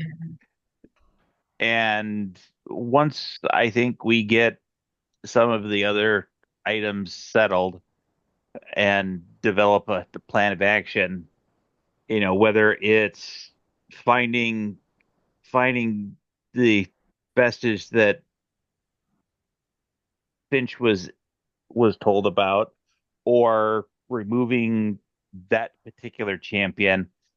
Those are items that have been identified for us, which means we're at the choice of which do we run down, and it might be a question of proximity and that sort of thing. But those are all tasks for tomorrow. And I don't know about y'all, but this was a fairly long and interesting day, and I would dearly love to get out of. While I like fancy clothes just fine, this is just a little bit stiff and over the top. I want to be in my PJs. Yeah. Yeah. Let's go home. I am happy to know that I can fight in this outfit. It's not comfortable anymore.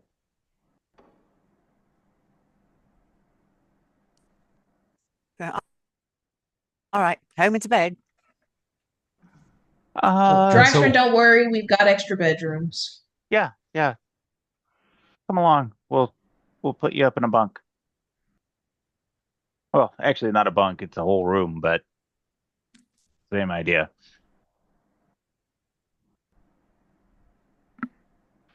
Incredible.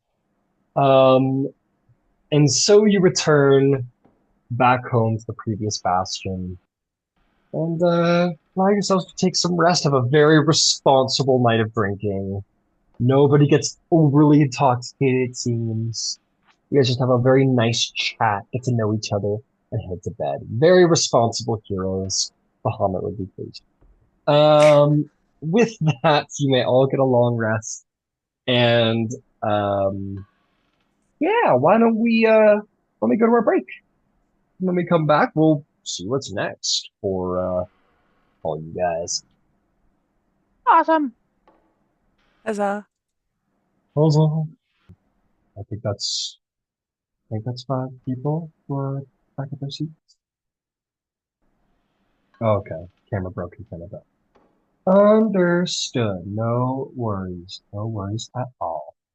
Gotcha. So, you wake up this morning in the Bastion. I think it's always fun to start these things off in the perspective of our newest person. So, you stumbled into bed, Drysrinn, after you. It sounds like you, maybe Kiro, had a little bit more to drink than everybody else, presumably. Of course. Most likely. Most likely.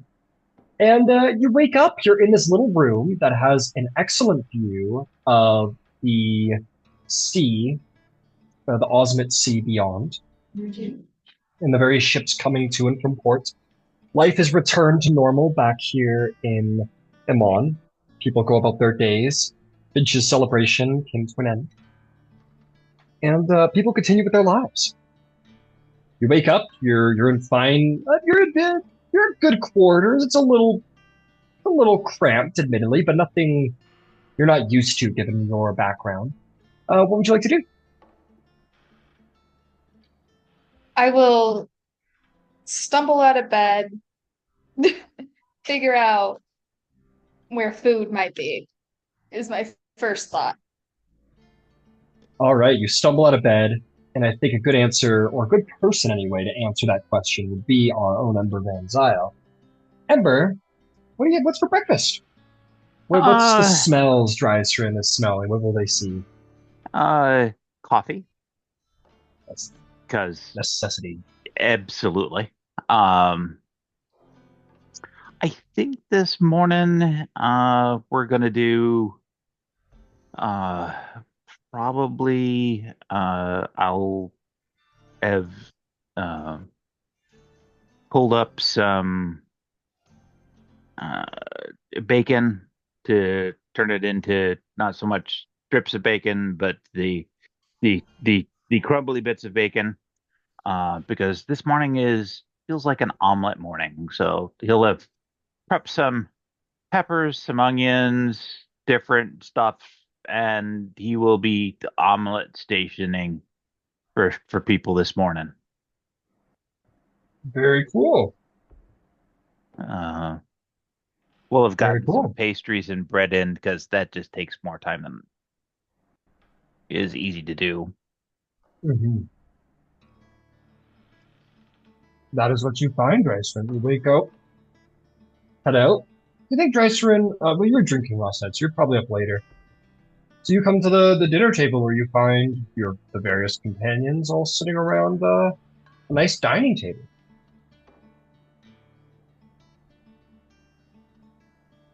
Good morning, everybody. Good morning. Okay. You take anything in your coffee?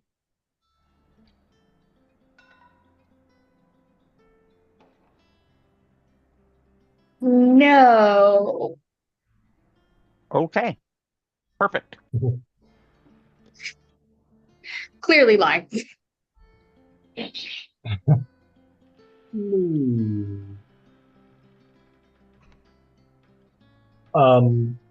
Across the table, well, actually sitting next to you, you'll see Beverly sitting there. She's looking at you with great interest, festering. It says, "Can I ask you something?" Go for it. She kind of like looks at your dress. She goes, "So you're a warrior, right? You're a fighter. You fight people." I do. Do you have Fight. do you have armor? Oh, I'm just curious. Do you have armor? You have weapon? I mean, you seem a I little. have weapons. I do not Oh, use okay. armor. You don't use armor. How? You must be very fast. Incredibly. Oh, cool. I couldn't imagine going into battle without armor. That sounds very dangerous. For some, if you have certain training, it's Oh, easier to navigate. I see. Okay. I'm excited to see you do your thing. Whenever we get to fighting something. We haven't done a lot of that lately. A little bit. Some of us have. That's right. I wasn't around for that fight. I'm feeling a little flabby, a little, just like I haven't used. Yeah. Well, hopefully we'll get to fighting something soon. Get to see how fast you are. Sounds like you're very fast. If there's a training ground nearby, I'd be happy to show you. Oh, sure, sure. Unless we're doing something today, I don't want to take away from doing something today.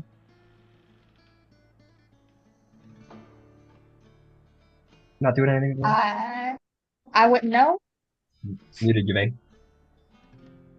Yvain, you're muted.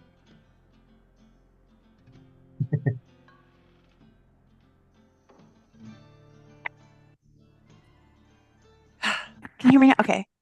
There you Stupid thing. are. So if you want to be punch brethren, I can heal you. So, don't kill each other, but, have fun. Oh, great. She'll fix us if we punch each other too hard.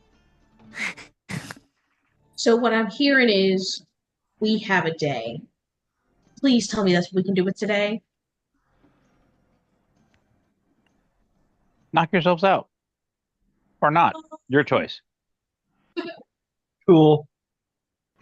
Maybe we could go to the Gods Brawl. They do a lot of fighting there. I mean, that might be a little extra, actually. I don't know if I'm allowed inside because of, fighting dragon and all.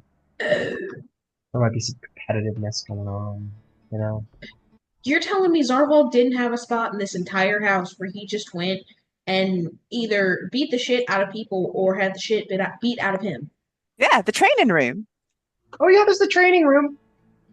That's To the where training room we go. Mr. Cleve is. Yeah, okay, let's go. Like Christmas morning. You guys go.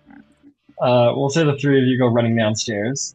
To where Drysrinn, I'd like you to roll me. This is gonna be just like a luck check. I want you to roll me. Let's call it 50-50. Roll me any even-sided dice. Let me know if it's even or odds. We'll go with the D6 and I'll call evens. Okay. You roll the evens? Yeah. Cool. I rolled Okay. a 2. Nice. So you guys walk into this training room. It is clearly a training room meant for like weapon training specifically. Like there's a variety, both training weapon and so a blunted training weapon and a legitimate, well-crafted weapon of like every variety of weapon out there that you can find. Say firearms, but everything. And there is like a little plate. There's some training dummies. There's like a nice open space for like a one-on-one. There is a little archery thing, and there's also stuffing his things into his bag. A little looking really annoyed. Is this older hobgoblin? He's endowed in these like really fine, I don't know, almost kimono-esque, like little like single shoulder kimono-esque fine designed outfit with pieces of armor integrated into his wear. Very sort of like a casual samurai hobgoblin, if you will. And he's old. He's an older guy. Still has some warrior strength to him, but an older guy. Stuffing things into his bag, and he turns around, and you recognize him, Drysrinn. This is Rush Broccoli. He is very infrequent there, but he does show up at the God's Brawl Arena here and there. You would know him in passing from your own time around the God's Brawl. He turns around and sort of you can see recognition in his eye. He sees the three of you. And he goes, "You're looking for training. Well, too bad that wimp Zarvolg has decided to go into politics. So I guess he's not really serious about training anymore. So he keeps stuffing things in his bag. He stuffs his dagger in his bag and pokes a hole in the bottom. He goes, and he's clearly angry. He's clearly frustrated. But you recognize him. We were. Hello. We were gonna spar with each other if you would like to make this an even number. He sort of snorts. And he kind of stops. He like snorts to himself, and then he kind of slows packing. And then he kind of stops. He turns and looks at you, kind of squints his eyes at you, almost like, how dare you? You know that he is also a faithful of Cord, and to not accept a challenge as a disciple of Cord is like not protecting the innocent as a devotee of Bahamut. So you see this look of like, did you really just do that? Did you really just did you really just twist my arm on this one? And he goes, sort of snorts, he goes, fine. And he'll pick up a rather nice sword with a slight curve to it. And he'll like fold his arms, look really frustrated.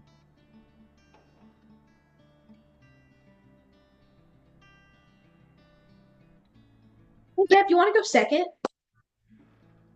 Beverly goes, yeah. I feel like there's something here. Maybe we could. Yeah, okay. Mm-hmm.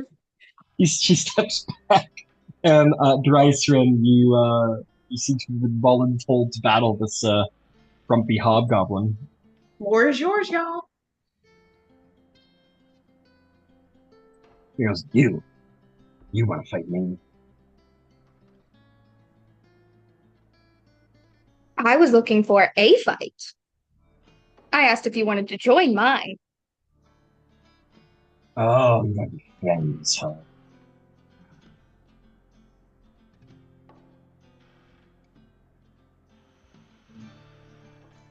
You're muted if you're talking.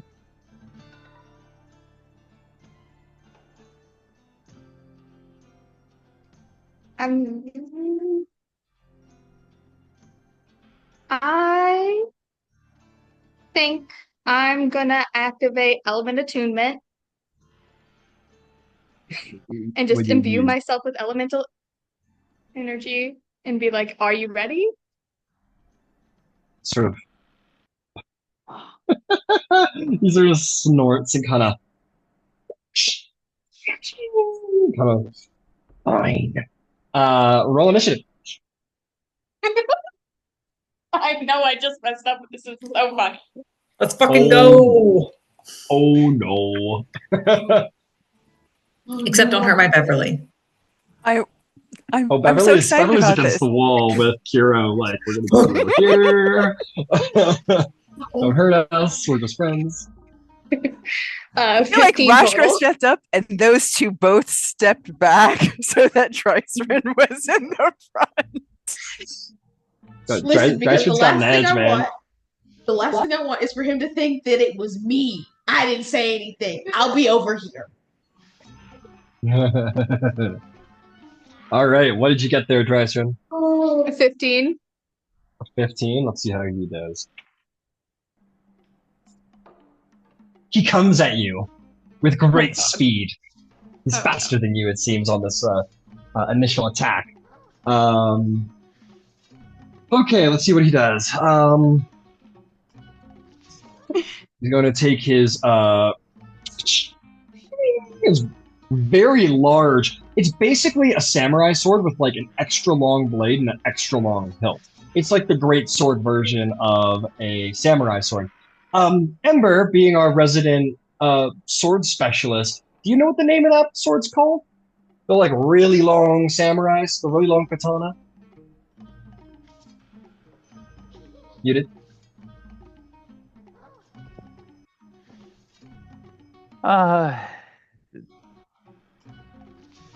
The extra long katana is it? I've seen them listed either as a dai katana, DAI, or a dai long. Okay. Again, DIA, but long. It's probably pronounced differently, but that's the way that I've seen it spelled. All right. Well, we're gonna go with what you said. So he whips one of these big bad boys out, and he's going to come at you. He's going to make 2 attacks with this this blade. How does a 15 do?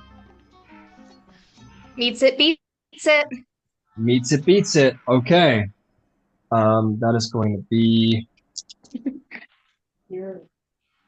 that is going to be 9 points of non-lethal slashing damage. And then he's gonna come in for a second one. That one's gonna be an 18 to hit. And that's going to be 8 points of slashing damage non-lethal as well. And I believe because he's such a cool guy. I want to see the extra. Oh, he's not gonna. No, he's not gonna do that. So that's what he does. And he like ends the blade like over his shoulder, like ready for the next turn. But he lets you go. All right, give me the turn. What happens with Drysrinn? Okay, so she already activated. I like that. That's funny. Okay, we ball. Okay.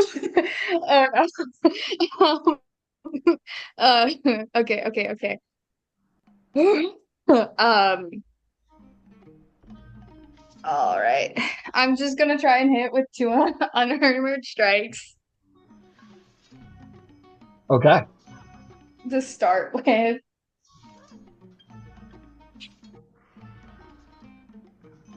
You thought So I... that's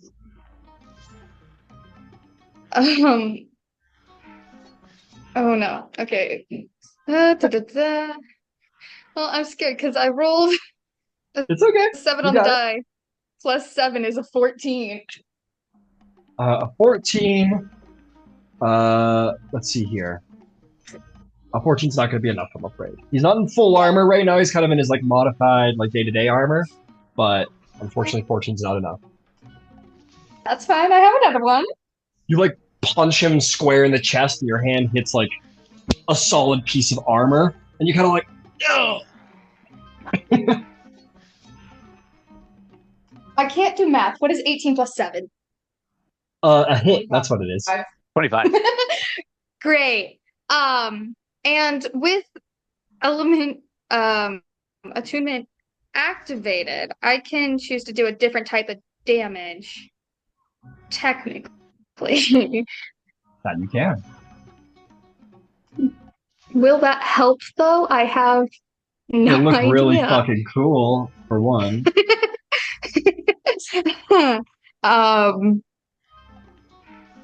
Just for funsies, let's do lightning. Okay, you non-lethal, punch him. Obviously. Fantastic. So we'll say and you I would like punch him to. in. Oh, go ahead. Please continue.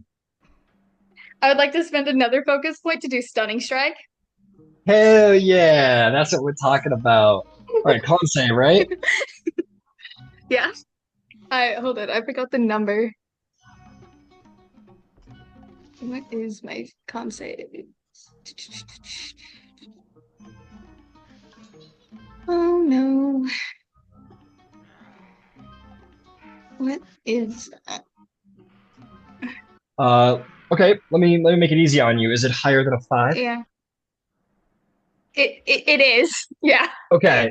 So here's what happens. You punch him in the chest, you're like, ah, shit. But you feel the reverberation in your fist is like thunder, and you turn it into the storm. Lightning surges around your fist, and you punch him in the face really hard, and it just sends lightning through his brain, and he is stunned in this moment. Go ahead and roll damage. Hopefully it is non-lethal, I hope. That is my hope. Yes. Cool. Yep. I'm just gonna roll it on D&D Beyond. 7 in total. 7 in total. All right, you get him for 7, and he is stunned. All attacks until the end of your next turn will have advantage.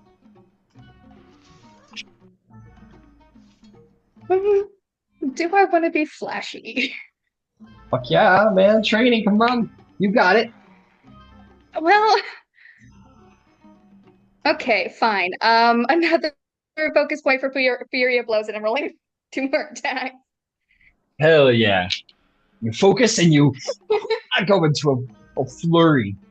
You have advantage on all these. Go for it.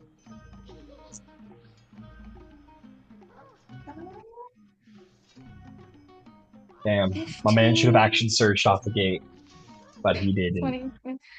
22 total. Ooh, for that 22 first one. total. That'll hit. And we're gonna. I have Elemental Strike, which is a push, and I can force the target to make a DC 14 Strength saving throw, and on a failed save, the target is moved 10 feet away, toward or away from you. And I'd like to pull him in closer so he can't use his sword as well. Got it. It says push specifically? It says Elemental Strikes push special, and when you deal damage with Elemental Strikes, you can force the target to make a DC 14 Strength saving throw. On a failed save, the target is moved 10 feet toward or away from you. Very nice move. Very nice. He, in his stunned condition, rolls a nat 1 on a strength save. He's already in 5 feet of you, so you kind of like punch him and like lightning lure him closer to you for the second blow, which is go ahead and roll an attack, or you gotta roll damage. Actually, go ahead and roll damage. Yeah, that is right. I did need to do that.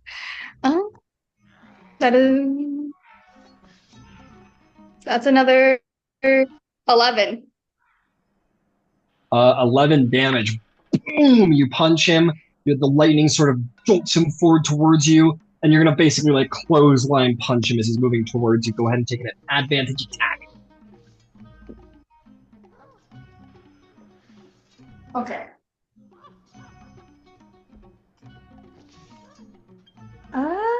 16 plus 7. 23. That will hit. That will absolutely hit. Okay. And we're just gonna roll damage on that one again. Yep, go for it. Nothing. That's another 7. Another 7. Bam! You punch him again. As he's like clotheslined by you. Is there anything else? Nope, I believe that ends my turn.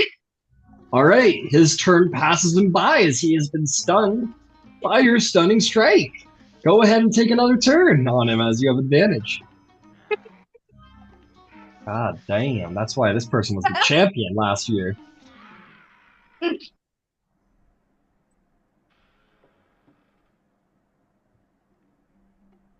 That's a natural 20. Oh, okay. He will take the lingering injury because that's fun. Are you using lightning damage or are you using bludgeoning damage? I think just because I've been trying to show off this whole time, it's been lightning damage. Fuck yeah. Fuck yeah. Oh, cool.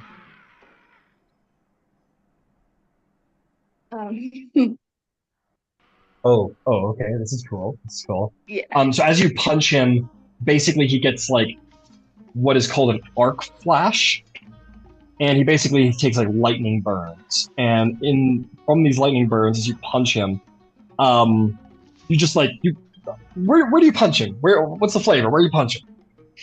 Like straight in the sternum. I already have him close to me, clotheslined. He gets the wind knocked out of him. You punch him and he goes, ugh! And lightning shoots through him, and it burns and blisters his sternum. So under his armor, he now has like lightning blisters, basically, like severe blisters.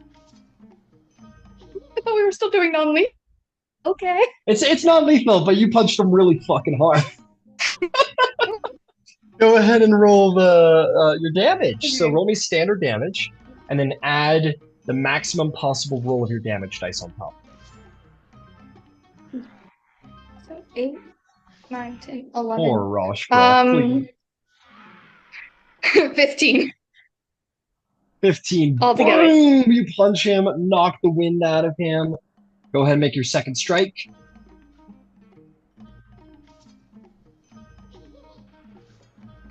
Man, picking on old men, that's not very 17 nice. plus 7. 24 will absolutely 24. Hit. Go ahead and roll damage. I want to do another stunning strike. Fuck yeah, let's do it. This time he does manage to resist, it seems. He does manage to resist the stunning strike. Oh, that's sad. We'll see if it helps him, though, because you're beating the fucking shit out of him. He's an old guy. He's not in his prime anymore. He's, you're getting him. Good job. Moats are awesome, and, dude. Let's see. 10. 10 more damage. Okay.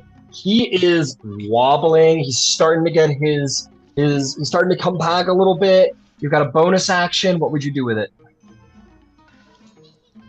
I don't think I'm actually doing anything. I think I'm stopping there.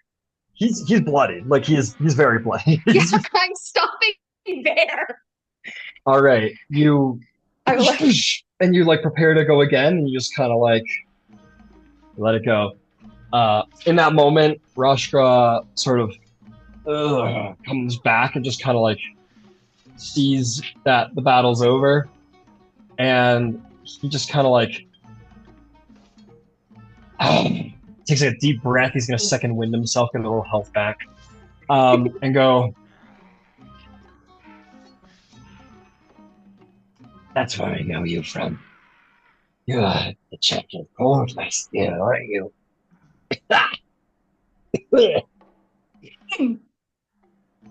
I am.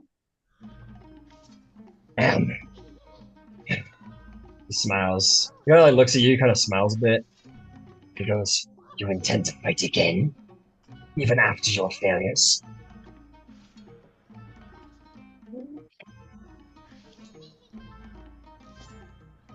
The day's coming soon enough.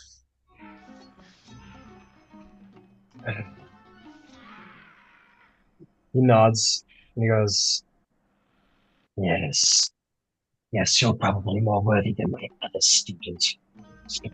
Politics." He like spits a little blood on the floor. He goes, "I see Cord has sent you to me then. Yes, fine, fine. You wish to fight? I will help you. But I cannot train you. I will send you to someone who can. Your discipline is different than mine. Would you accept the tutelage of Earthbaker Grun of Vasselheim?"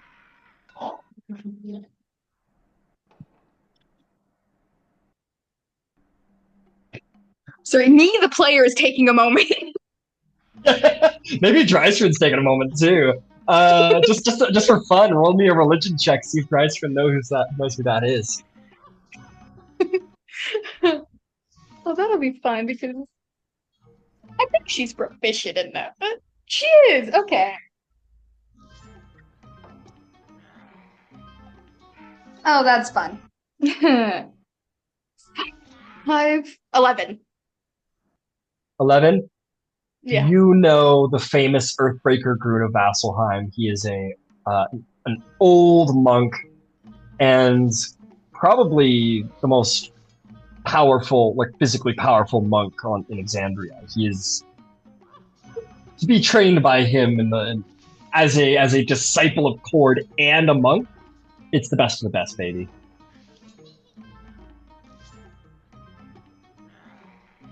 I would be thankful. Good. You're not all bravado and roaring and glory like my last student is. Yes, you have discipline of a proper warrior. Fine. You know what they say, all men know each other. I will speak with you soon after I lay down.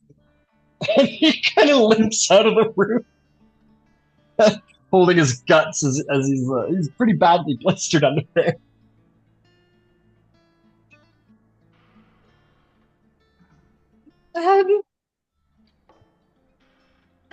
Oh, never mind. I traded out that spell. I was gonna offer to heal him. But you don't. Fuck you, old guy. Get out of here. Get out of here. Hit the showers. It's fine. Yvain's upstairs somewhere. Should either her or Happy will find him. Yeah, so we'll cut to that. So Yvain, you're enjoying a little coffee, a little bacon. You guys hear some like, yeah, you don't really hear anything. It was downstairs. It was but you do see like, maybe shockingly so. You see like Roshgra Cleve come like limping up the fucking stairs, like holding his guts, like he's trying to hold them in, just like a hand on the wall, just making his way to his room. She will calmly get up and in Goblin say, "It looks like you had a workout this morning." And I will do that at fourth level because he looks like he had a moment. That Okay, yeah. Like it hurt a whole lot. You got hit pretty hard. So give me a second real quick. So I've got to re-roll one of those dice. So that's 49 plus 8. 49 plus 8 is 57. And then I have to roll that for my other thing. So that was 55, I think. Yes. So 57 total. 57 total. He is immediately better. Not that we ever found out that he is severely blistered, but your magical healing takes care of that too. That lingering injury is gone. And he kind of like stands up straight, kind of puts his back up. and he'll look at you and he'll say, "The Hanako Goblin," and will meander back to his room. He said, "Thank you."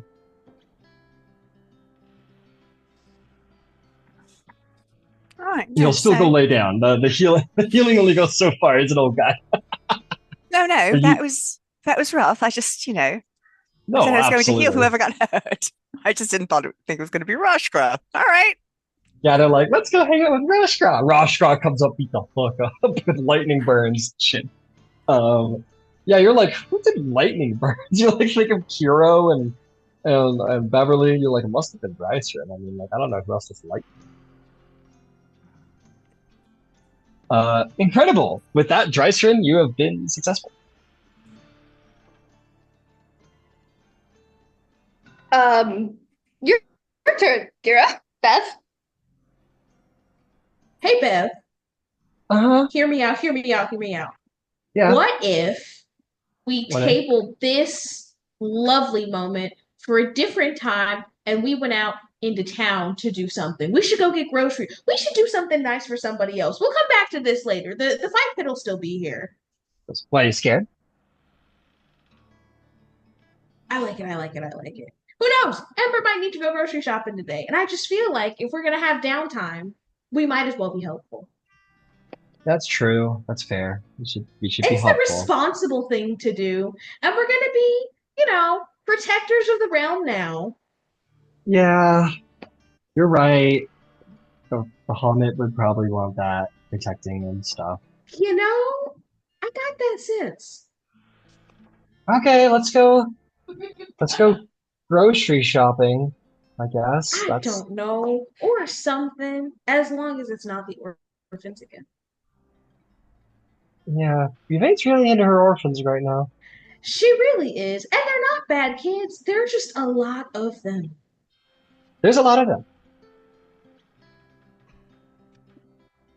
All right. But anyway. Let's instead of having a sweet brawl, let's go grocery shopping. Go help out Ember. Okay. She's like dragging her spear behind her on the floor a little bummed out. She's like, all right, fine, let's go. Grocery shopping. Can we afford to have at least 3 people laid up in this house because they all beat the shit out of each other? Can we afford that right now? Yeah, I can heal myself. Yvain can heal us. She said she'd heal us. But then she's out of spells, Bev. We're only in him on. I mean, what's the worst that could happen? A lethal vampire assassin takes a dead shot at Finch on Finch Day. Oh, on Finch Day. That's the worst that's happened so far. You're right. That was stupid. I'm sorry. You're right. Okay, we should probably be ready for things. I would love to be able to take a load off, but after that yesterday, it's gonna take a minute. That was a lot. It was.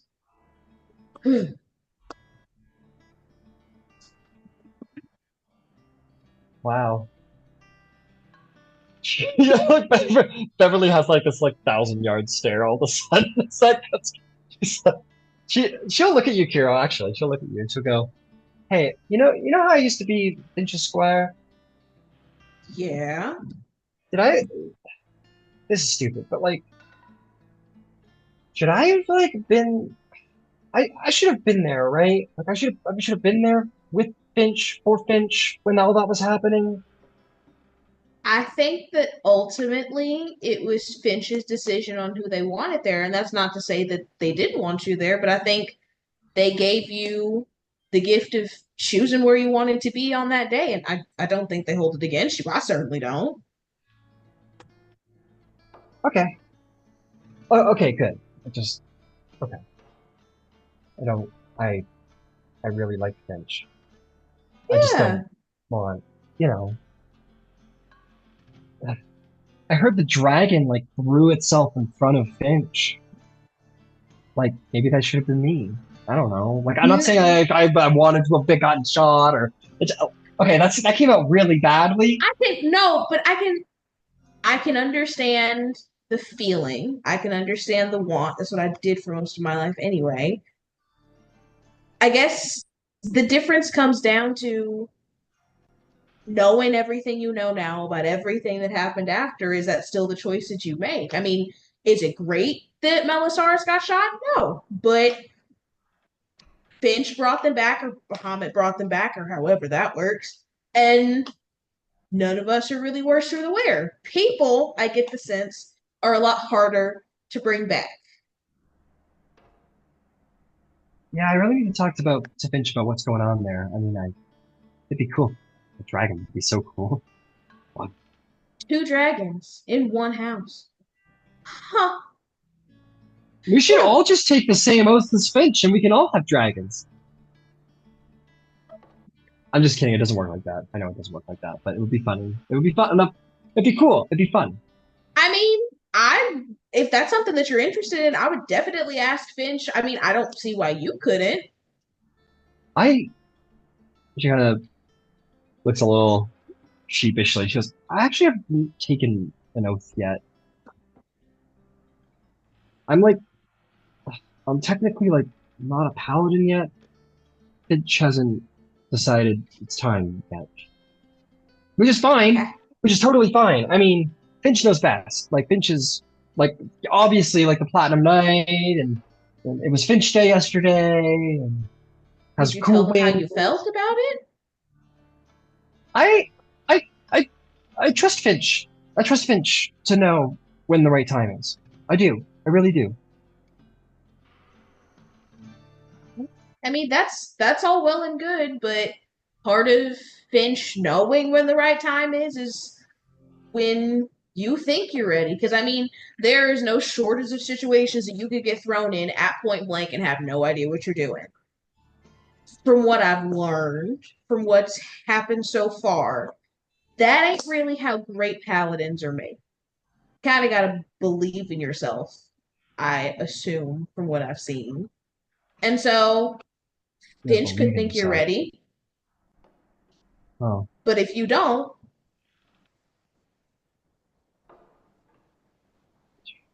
believe in yourself. Maybe by like believing yourself.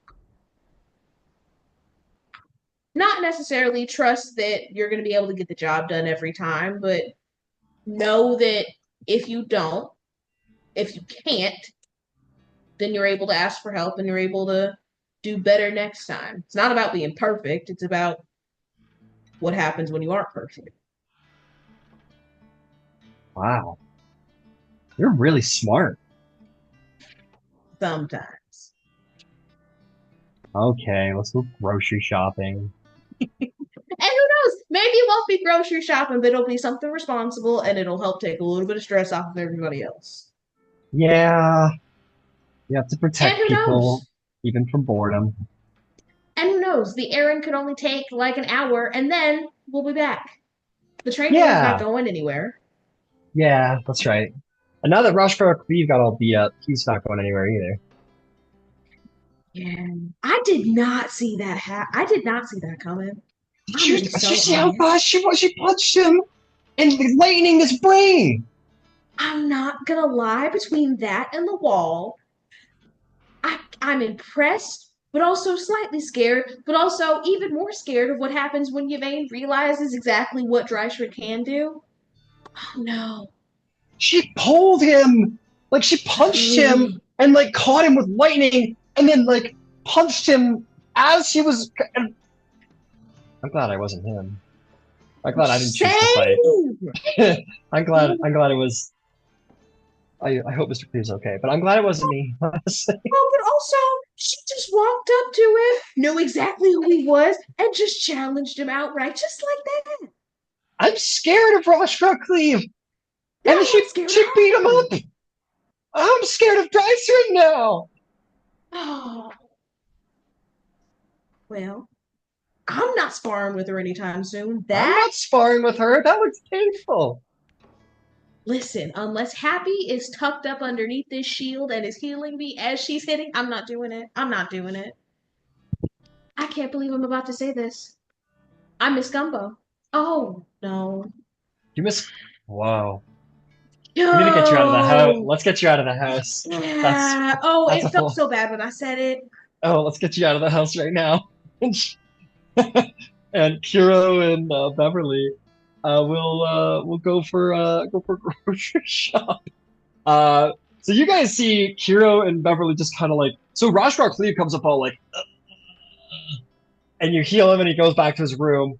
And then Kiro and very quickly after, Beverly and Kiro come like running up the stairs and like running out, just like very much looking like, okay, we're gonna go. And Drysrinn comes, presumably, if Drysrinn wishes to, comes back upstairs, apparently having beat up or scared everybody in that group. She kind of has a face when she's coming up, just like, I don't know what happens. I thought we were having fun.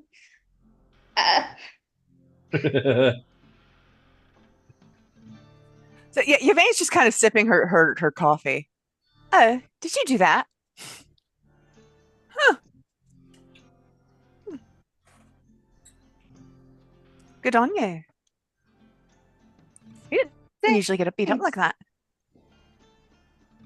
I honestly thought it was just gonna be a sparring session, but then some words were said. They're not accustomed to monks, I don't think.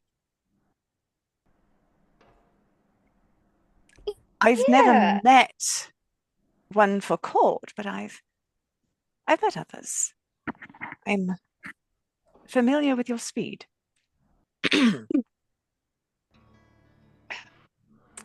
I imagine the Stormlord is well served by you. Our fighting styles were not compatible for this match. Well, a lot of times these things depend, yeah? It makes sense for someone who's in range to learn how to fight someone who gets in their face like that, yeah? They need to learn how to disengage, and in that case, they were in a small space. It makes sense to learn how to fight people who don't fight like you do. But yeah, in that space, especially if he thought he was taking it easy on you, I'm sure he did. Like at the beginning, I'm sure he did, trust me. He's a hobgoblin. He looked at you and he thought he had the best of you. I know that look. So, good on you. Yeah. He couldn't escape me if he wanted to. I can get up to 10 feet in my reach. I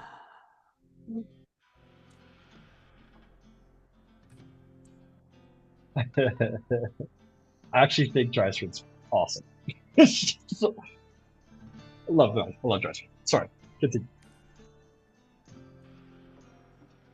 No, so I suppose you still need to find a trainer then. Yes, actually. He offered me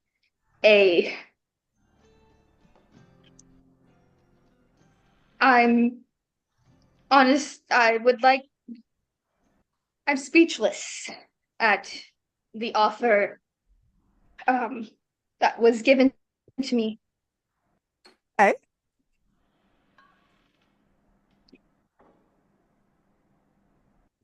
Oh no. Above board, I'm panicking. I can't get words out. Remind me of the name. The name. You're looking for the name. It's Earthbreaker Groom. I'm sure you heard of this name, but Earthbreaker Boone, in Vasselheim. Oh, I love him. He is such a doll, really, and a hell of a fighter. You know something? It is a great match. I think he's the perfect man. Not that I know much about mentoring monks, but yeah, it makes perfect sense. I'm hoping to get to Vasselheim in the next couple of days, so if you want to hitch a ride with me, you're welcome to come. That'd be wonderful. Thank you. I could fly as well. A little bit each day, at least. So. We could keep a steady pace. Going to Vasselheim, Vasselheim is on the... It's on the other side of the ocean. Cool. Yeah? I was trying to sound cool. Oh yeah, no. You're I mean, kind of can you? cool. You are very cool, but I wasn't like it's a very long way to fly. I mean, I could do Yeah, it also, but it's a very long way. Your wings get tired after a while. Trust me, yeah. love. A teleportation circle would be better. I heard you talking about them the other So much faster. while ago. So much faster. Yeah, yeah. Thank you. So, where are you off to? Or did Probably a they? nap. Well, you've certainly earned one. uh, it wasn't without effort beating him. No, I don't think it would have been. It was fun though. Did you need my company? No, I'm going to do many things that you would likely find quite boring. Besides, you're coming with me. I'm sorry, which one of us? Drysrinn, Ah, yes. Well, it would appear we're you going to already have an Gilmore's while engagement. you're doing your stuff. It's fine, Yvain. Thank you. Yes. Shopping. Fun. It's going to be your favorite place in town, I tell you. Well, we've got to get you a bag and something.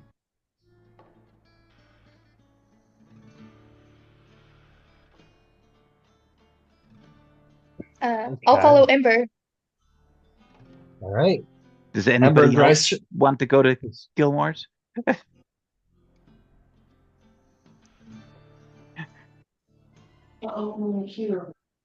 think she's just kind of up for anything, trying to make sure she's helpful and fitting in somewhere. The first time she met you, you guys demanded an audience with Vox Machina. She's not. And more importantly, got it. Yes. So she's up for anything you would like her to do. Whatever you want. Okay. Drysrinn and Ember are going to Gilmore's. Kira and Beverly are going grocery shopping. Yvain is doing very boring things. Finch, what about you? What are you doing? Oh, what am I doing? Can I kindly go to my father's estate? You, as long as it's kind. As long as it's Yes, kind. of course it is. Yvain was going to go check on Wyatt. Yes, let's go together then. Oh, And you guys. she's going to grab a couple lemons, or she's going to grab a lemon of lesser restoration from the. Oh man, I thought you were gonna squeeze it in his wounds. Never mind. No, I like that, brother. This will healing That him. brother. Yes, let us go. Make haste. Do you guys do that thing where you like awkwardly walk in the same direction together, and then you realize you're going to the same place after like 7 blocks? Absolutely. I don't think wouldn't be walking there. I'd be flying there. Oh, then no. No, I would take it with me. I feel like there would be some kind of conversation ahead of time. Yeah, maybe Finch is like, all right, gonna go see the family. Yvain's like, I got a lemon. I got a lemon for Wyatt. I got a lemon for Wyatt. That's a lovely gift. Oh, that's funny. Okay, you guys will start to head there. Because I have a fun plan. Hero, well, the dice also apparently have a fun plan. Hero, as you and Beverly are, wandering to do some grocery shopping, so innocent, such an innocent thing to do. You guys are wandering on back. And as you are, these thugs, these banditos, step out, surround you guys in the alley. There's 4 of them. Poor babies. And they go, "Give us your money, kid." And Beverly kind of like looks at you like, "Is this for real?" Hey, you wanted to fight today. I guess so. I'm down if you're down. And right after Finch Day too. I mean, it's perfect timing on our part. Okay. And if everyone's okay, I'm gonna put my groceries down. she, thank you. She puts her groceries down very politely. Goes, okay. All right, let's. I've never been cornered in an alley like this before. This is exciting.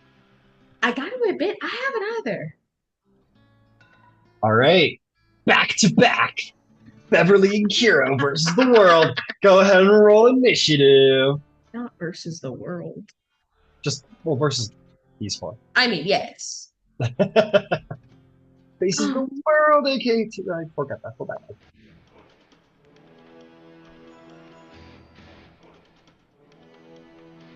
Okay, let's do some dice rolling. Oh, these poor thugs.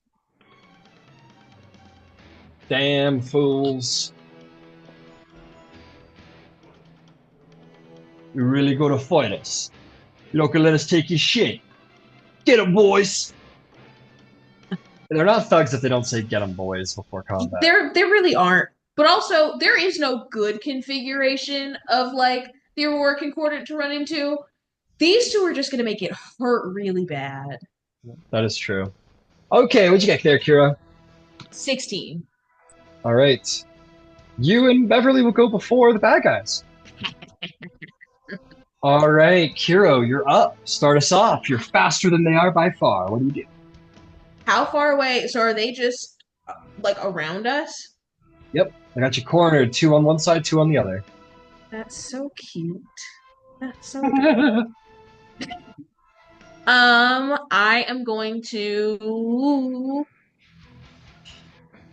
No, we're gonna do this. I am going to bonus action summon my trident because obviously. So they're trying and they go, "Oh." I told them this is gonna hurt. I am going to move the closest to. I guess I'll take the one on Kiro's left, or like the one that's to like the left side. Got it. You want to take him down the middle, or you want to like kind of go against the wall to the left side? I'll take him down the middle. Okay, take him down the middle. You get in the range of both. Perfect. If I'm in range of both, then I'm going to take a swing at both, and we shall see. Okay, go for it.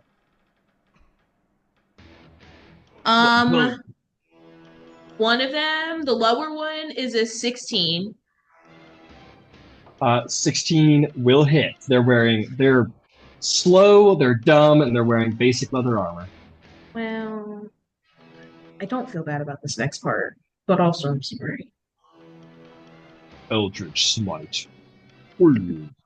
So that is 5 points of piercing damage, and they have to roll a con save. 5 points. Con save. That's a failure with a 4. So they are now prone. The first one that I hit. You were going for the left one. My apologies. Yeah, you slash into him. So we'll say you like strike forward with your trident, and it like slashes across his calf muscles, and you just pull back and hooks him, and he falls on his back. Okay, and then the other, I'm gonna swing around, kind of carrying that momentum through, and I'm gonna try to basically pull the same maneuver with the other guy and sweep his legs out from under, like just so he falls over. And that is 13 plus 8 is 21. Is a hit. Go and roll damage. That is 9 points of damage, and same thing as to roll a con save. 9 points of damage. Con save. A 3. He falls over. So both of them are prone. Yeah, you just sweeping slash. Listen, trying to get me home for dinner. Hey. I am going to stay where I am. Amazing. Amazing, amazing, amazing. Beverly draws her spear and shield, takes a phalanx sort of hoplite like stance, Achilles-esque even, and is going to charge in. She jumps through the air, spear in hand, lances downward. She hits with an easy 20. That's going to be that's going to be 10 points of damage. This guy sort of stumbles back. Or he doesn't stumble. Sorry, I got a little into my moment there. He gets jabbed. He goes, "Ah, no, she got me!" And she kind of like looks at her spear. Like here, you look over your shoulder. You're like, "Yeah, like bro, we got this." And you see her like look at her spear confused for some reason. That's gonna be end of her turn. While she's staring at her spear, the other two attack her. Get her!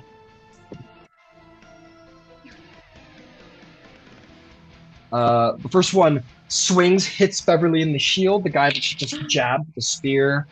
Oh, fuck that. He's going to disengage and run away. Because that hurt a lot. That hurt like a real lot. It did. So he goes over here. And the other guy's going to use his multi-attack to... Oh, shit. In a flukish moment, apparently, he jumps on top of Beverly with his blade and just starts trying to slash at her. Just the nature of the dice, but narratively, we'll just say like she's just, for whatever reason, she's staring at her spear, distracted, this glowing, silvery spear. She's just kind of a little confused. And in that confusion, she gets hit in the shield and he dives on top of it. The two guys look at you and say, "Get fucked!" as they stand back up. Get. And they're going to attack you twice.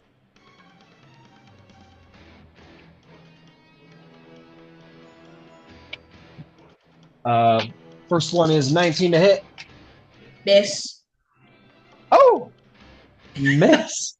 The second one is 21 to hit. That hits.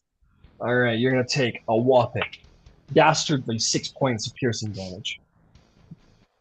Or slashing damage. Sorry, it's a scimitar. The other guy is going to go... Oh, he's not bloodied yet, so he'll keep going. He's going to try and knock you over.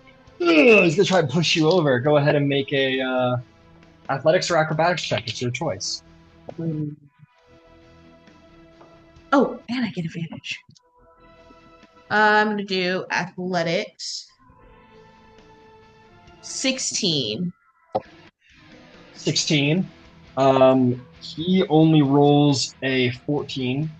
You swerve by him, and he goes, "Oh, fuck this!" And he turns around and starts running. You want to take an opportunity attack? Yeah.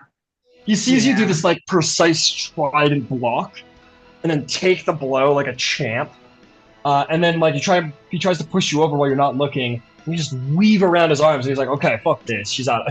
Like, she's so out of my league. And he runs away. Oh gosh. 23. Oh yeah, big time.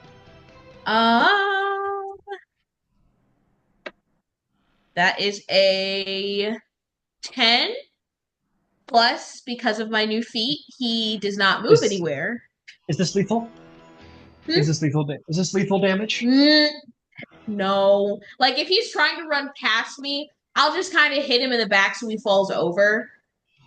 Got it. You go to like try and spare him. You're like, okay, it's just some dumb, stupid. And you take the bunt of your try and you smack him over the back of the head, and he falls like a sack of potatoes in the middle of the road. All right. It's your turn, Kira. Oh boy. Turning around, do I see the one that jumped on top of Bev? Yeah, he's like actively like on top of her right now, like trying to get the shield out of her way so he can get a good scimitar blow on her. She doesn't Oh, look okay. like she doesn't like look like, oh fuck. She's like, oh, I'm in a shitty situation, but I'll be good in a minute. Like she's like got him on top, and she's like she got caught off balance, but she looks in control. The Kira was gonna move over to Bev and soon to be dead person on top of Bev. She's gonna kind of take the trident in both hands and kind of try to use it to shove him off of Bev, but also being very cognizant of please don't stab Bev. Not today. Okay, guy behind you is gonna take an opportunity attack as you leave him. Ooh, you were like in this moment of like, then apparently everyone's so protective of Beverly. I love it. And you're this moment of like, how fucking dare you? You weren't looking, and he nat 20 slashes you across the back. Oh, You want a lingering injury or exhaustion? oh, lingering injury. Hell yeah, roll me a d20. I love that. We love a little lingering injury. Just a little one. 12. All right, 12 is pretty good, I'm pretty sure. As far as, I mean, less damaging, I think is what I mean to say. Um, ooh. He says, where the fuck are you going? And then as you turn around, he slashes you across the face. And you are going to gain a horrible scar. A disfiguring scar. Okay. That's going to be 10 points of slashing damage. You now have disadvantage on persuasion checks and advantage on intimidation checks. Because you just have this like grisly, like Tyrion Lannister-esque scar. Like your nose isn't all fucked up, but just like across the face. Like it makes you look mean and scary. It'll match the other ones. It'll match the other ones. There you go. Do you still wish to pursue Beverly's attacker? Oh yeah, I'll be back for him in a minute. yeah, he slashes you across the face. Look back, you're like, I'll be right back. And you walk away. Guy's like, what the fuck? I just slashed you in the face. I would run. Or don't. I'm having fun. You run over there. You want to try and knock him off of Beverly with one of your attacks? All right, make me an athletics check. He will make an athletics or acrobatics contested. Let's see.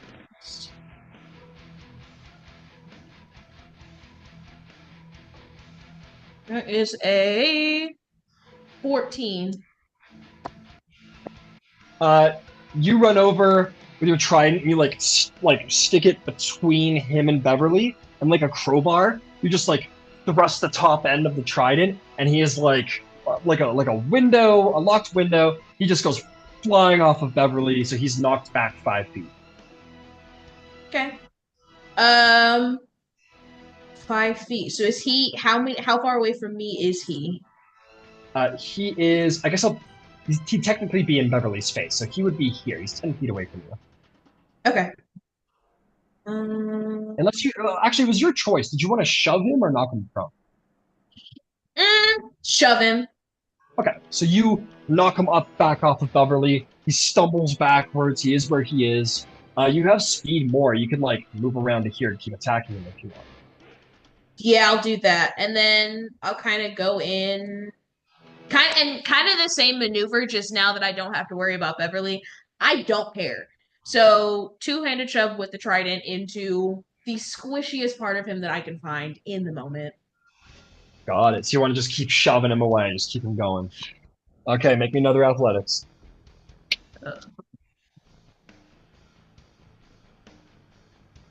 I rolled the exact same thing.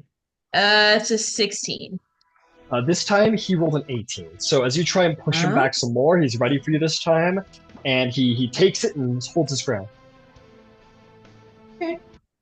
Then. All right. Bonus action. Oh gosh, excuse me. Can I don't know what I have as a. Oh wait, no, I can't. Can I? Never mind. Action. Actually, no. I'll end my turn there. Okay. Beverly will now stand up, and with like, not like she's struggling to do it, but like almost like she's putting like extra focus and extra effort into spearing this guy. And she's gonna make 2 attacks against him.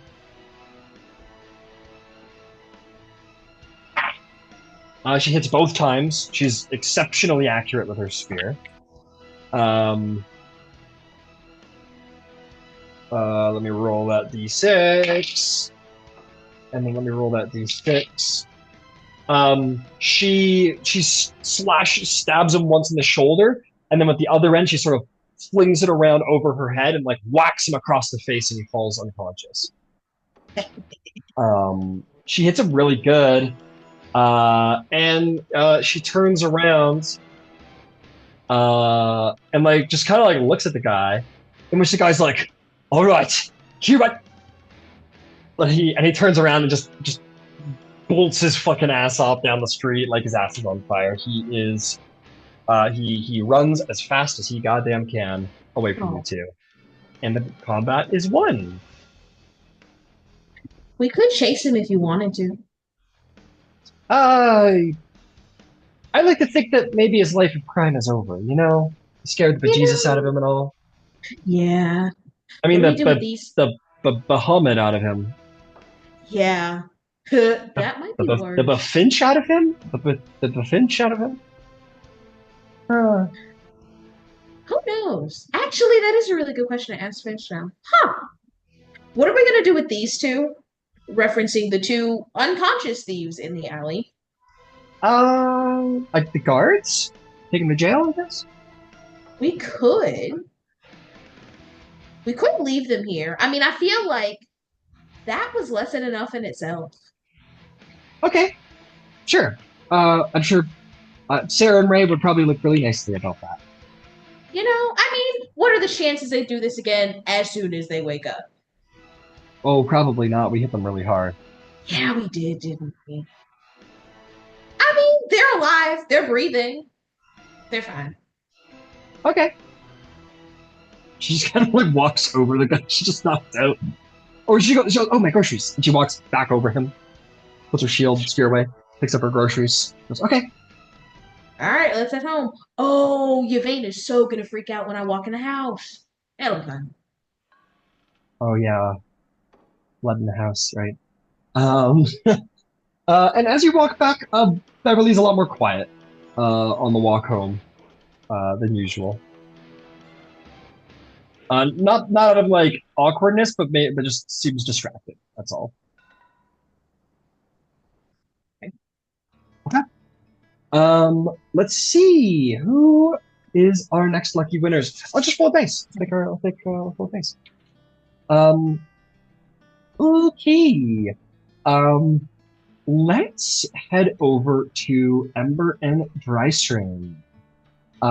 You guys make your way through the city, easy enough until you come to the Abadar Promenade, and you are going to see the wonderful exterior, which is a lovely purple shop.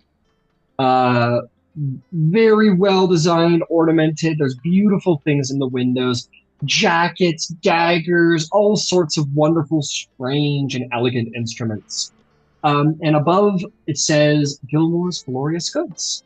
The doorway is very much like those 60s string bead doorways, except they're like little crystals, pearls. It's very elegant. And you make your way past the purple facade and into the interior, in which you're surprised to see that this single-story building is a lot bigger on the inside. You see a 3-story, beautiful interior. There is a central workstation where a half-elven woman with round glasses works. And there are a number of aisles filled with weapons, cloaks, rings, you name it, you got it. This is Gilmore's Glorious Goods. You two have made it. Awesome.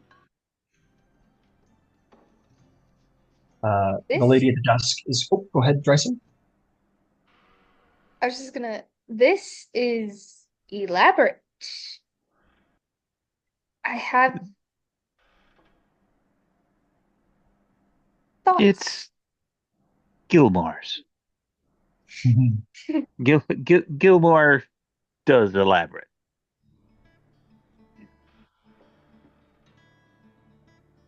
That's not always a bad thing. Absolutely not. We're gonna roll to see how lucky you guys are as you walk in the shop. Apparently, pretty lucky. You see the half-elven woman looks up. She recognizes you, Ember. She goes to speak, and before she can, sort of from the second level of the shop, you hear, "Ha ha! And Mr. Van Zyl, it's good to see you again, my friend." Drysrinn, you look up to see this very healthily fed individual, not excessively so, but he's got a bit of a belly, but he has beautiful gray dreads with beads in it, lovely rings, dark tanny skin, and a very pleasant, welcoming, and mysterious smile to him, endowed in lovely purple robes, with his chest bared. It is Sean Gilmore as he comes down the stairs, glorious as he is. He takes your hand, Ember. He puts his hand on yours. He says, "Quickly becoming my favorite customer. How are you doing, my friend?" I am doing fantastic. Gloriously, one might say. Glorious. Then you've come to the right place. There's a better place to be when you are feeling glorious. I'd like to introduce you to Drysrinn, champion of Cord, and our newest companion. I see a new member of the Aurora Concordance. A pleasure to meet you, madam. He will take your hand very politely, sort of like bow his head at your hand as you are a lady. And he will say, "Welcome to my shop. Hopefully you've heard a little bit about me. Finest peddler of magical goods, hopefully in all of Exandria these days." So take a look around. Tell me if there's something you want, and I'll be right back. I think I've got something I got to check on, but please take a look around. Cheryl will help you out. I'll be back in just a moment. Good to see you, Ember. Good to see you. And you, Gilmore. Glorious. And he will walk away, and he'll find his way into what looks to be like a back office. And this much more smaller, slighter, more humble, quieter, half-elven woman with round glasses goes, "Yes, indeed, it is good to see you again, Mr. Van Zyl, and this is Drysrinn. A pleasure to meet you. My name is Sherry. I'm the manager of this particular shop, and if you need anything, let me know. The higher up you go in the levels, the more expensive and powerful the items you'll find. I hope you find what you need. Let me know if you need anything." Thank you. Thank you. The first piece that I'm looking for is Drysrinn needs a bag. Of course. Those bags of holding, they go like hot pockets. I do happen to have one left. Fantastic. We'll take it. Excellent. I'll put that on your, I'll put that over there, and you let me know when you're done shopping. So, you're a combatant. Not a lot of armor, so prefer free flowing and motion.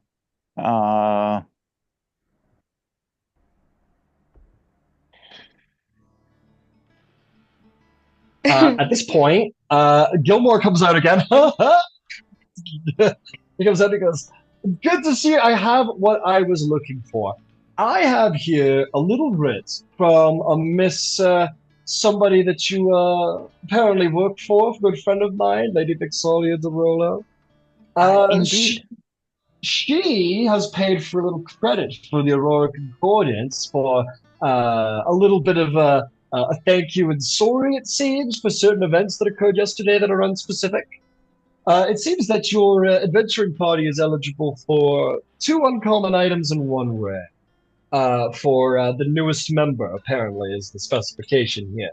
And he'll pat you on the shoulder, Drysrinn, and say, "Look at you coming up in the world, huh?" Thank you. very much for this information. You're very welcome. If there's anything I can do, let me know. No one knows the shop like me because I build most of the things in here. Okay. What do I what do I do with this? Ever help? Okay. Well, Remember? the bag is an uncommon, so that's easy. Check. Um, Great. Now Hmm.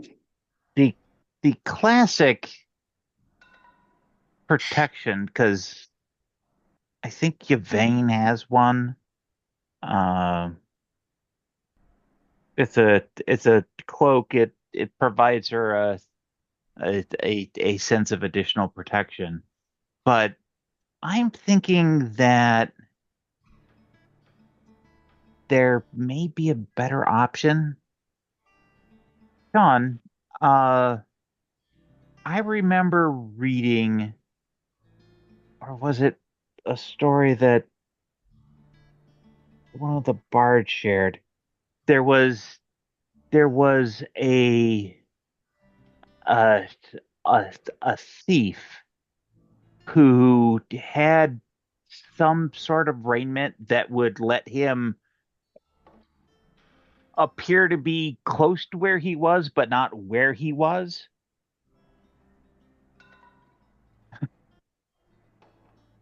I have no idea what you're talking about. No, I'm kidding. You don't know what you're talking about. Ugh, that item. Um, let's see. The most bullshit item in the game. Let's see.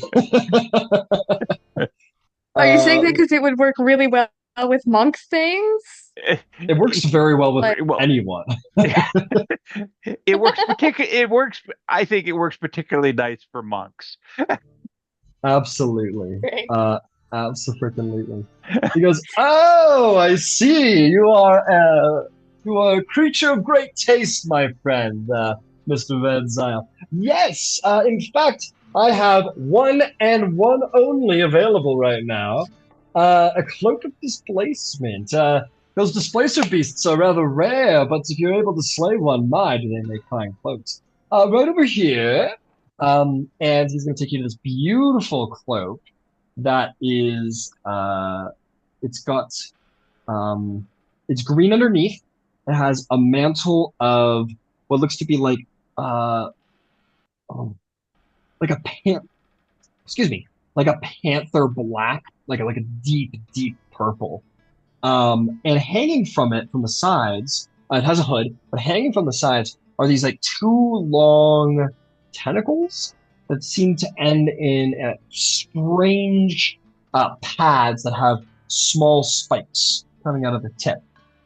And he says, "Don't be alarmed by the strange appearance, Mr. Van Zyl. We have found what you were looking for. This cloak is built specifically from the hide of displacer beasts. Now, the displacer beast is a very magnificent defensive technique where it uses the tentacles on its back to make an illusory image of itself appear to be standing nearby, making it very hard to hit them. I have been able to transform it into a cloak for your pleasure, which means that anybody who attacks you is going to have disadvantage on their attack roll against you. However, should you take damage, it will cease to function until the start of your next turn. Indeed. But you must keep on the move, as if you stand completely still, they'll be able to hit you a little easier. And that's why I thought it might be good for you, because most of the unarmored brawlers I've seen while I've been watching Zarevog and the others brawl have all been very extra mobile. Not stand and deliver folks, but make them spin, push them away, make them trip and fall down. That all seemed like it might be choice is really yours. It was just a thought. No, no, that sounds wonderful. Thank you for the Now, thought. now, before you make any harsh decisions, because I know you so well, Mr. Ember, I'd be willing to show you in the back room. I've been working on some prototype magical items, and I thought I'd show them off to you if you're interested. We would be honored to see your masterwork creations, Gilmore. You're too kind. Right this way, right this way, right this way. And he will take you to the back room. And he's going to say, for your companion, for their discipline, I've got two that would work, especially considering rare and uncommon item available. So, first and foremost, he is going to take out what look to be like a pair of boots. They're very nice boots, and they seem to be decorated almost with like a feathery look to them. And then up near the top, they seem to have like almost like almost looks like an eye design near the top of the laces. And he says, "Fear not. I see you're a dragonborn and that you don't like shoes, and that's perfectly fine. Magic items tend to shift to fit their wearers, so fear not your toes sticking through the front. Now, these are known as the boots of the vigilant. While you're wearing these boots, they can sense danger coming your way. And when you get into a proper fight, you're going to move a little bit faster than everybody else on the field. So when you roll initiative, you get an extra D8 to all of your initiative rolls. Well, really, only the one. Oh, say I'll take it. Says, this happens only once a day, however. They can't be vigilant always. Sometimes even your boots need a break. Okay. So that's one. The other one I have for you is a little extra valuable. I picked it actually up in, let's see here. I actually picked it up in Wildmount from a strange halfling girl in a yellow dress. She sold it to me. Something about her kids. Anyway, and we'll take out this beautiful stiletto dagger with a white marble hilt. The blade itself is made of silver and has intricate grooves that spiral from its tip all the way to the ivory hilt handle. It says, "Now this is a very nice dagger. Admittedly, I didn't make it, but it's a unique weapon, and I present it to you now. This is the Dagger of Denial. It is a +2 weapon, which is insane for a rare weapon, but whatever. And on top of it, as an action, you can place the point of the blade into a keyhole and seal it shut. And that keyhole sealed can't be opened in any way until unlocked by the dagger itself. Until that specific dagger is placed in the dagger, the keyhole once more. Of course, the door can't be broken to bypass it, but no lock will do the job. If you happen to get into a new keyhole, it will unlock the last one. But you'll be sure that no one is getting through that lock."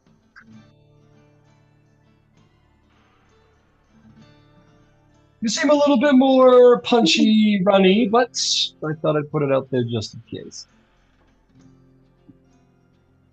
So those are my special behind-the-screen items.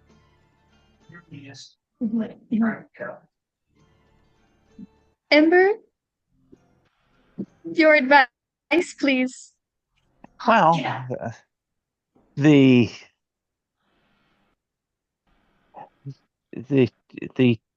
boots are lovely, Gilmore. Really, you're fantastic craftsmanship.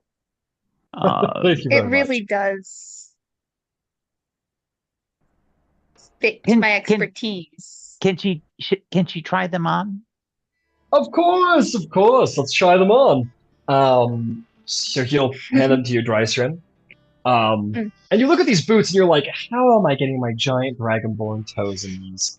And you start like trying to fiddle the talons on the end of your feet into it. And as you do so, it seems to widen around the edge of your feet until you can slip your foot through. And once it reaches the bottom, you notice that the sole and foot of the shoe are gone. Just seem to have disappeared in place of what looks to be almost like monk-like wrappings. And as you put them on, they perfectly fit your feet. wrap around your feet and allow your dragonborn toes to be exposed. Gilmore will say they're not attunement, so they should work immediately.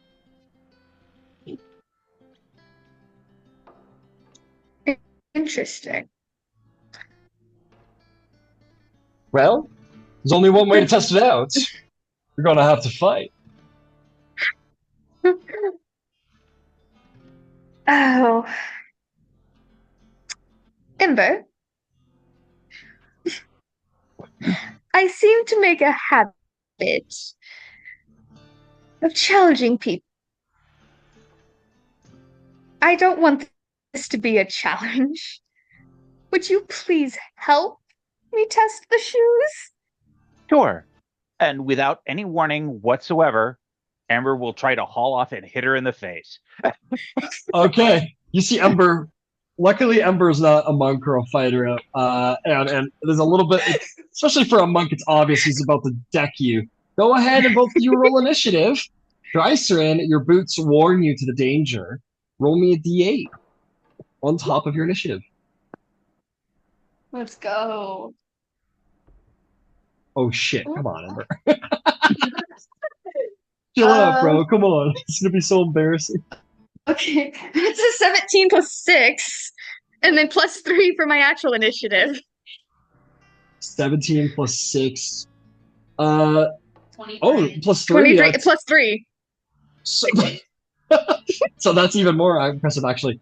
Ember, I guess on the surprise and at 20 initiative, just like goes to like sucker punch you in the snoot, and your boots sort of like just something almost like this shockwave travels up your nervous system from your feet into your brain as if to say danger. And as Ember goes to sock you, you just like catch his fist before it lands.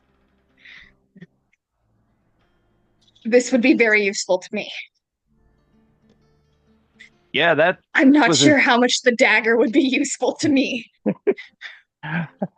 the boots are definitely that's definitely a keeper. And they look good glorious, too. Glorious. It seems you have your uncommon items figured out.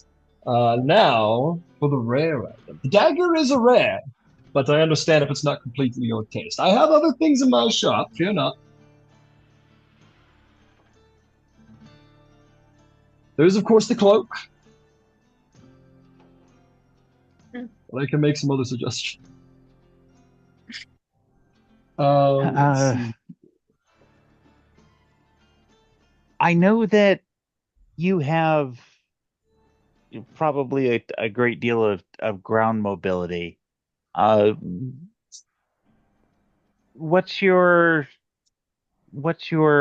ability? We have a tendency to find needs to be aerial or in the water historically. I would say air is probably significantly more likely. Several of us have the ability for either shorter or longer duration flight. Is there any need inside of that space for you, Drysrinn?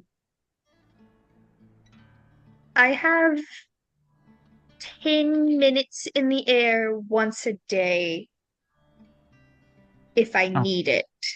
Okay. So short duration, nothing long, but that would work well in conjunction with potentially with the boots as well. Again, Yeah. A once a day type of deal.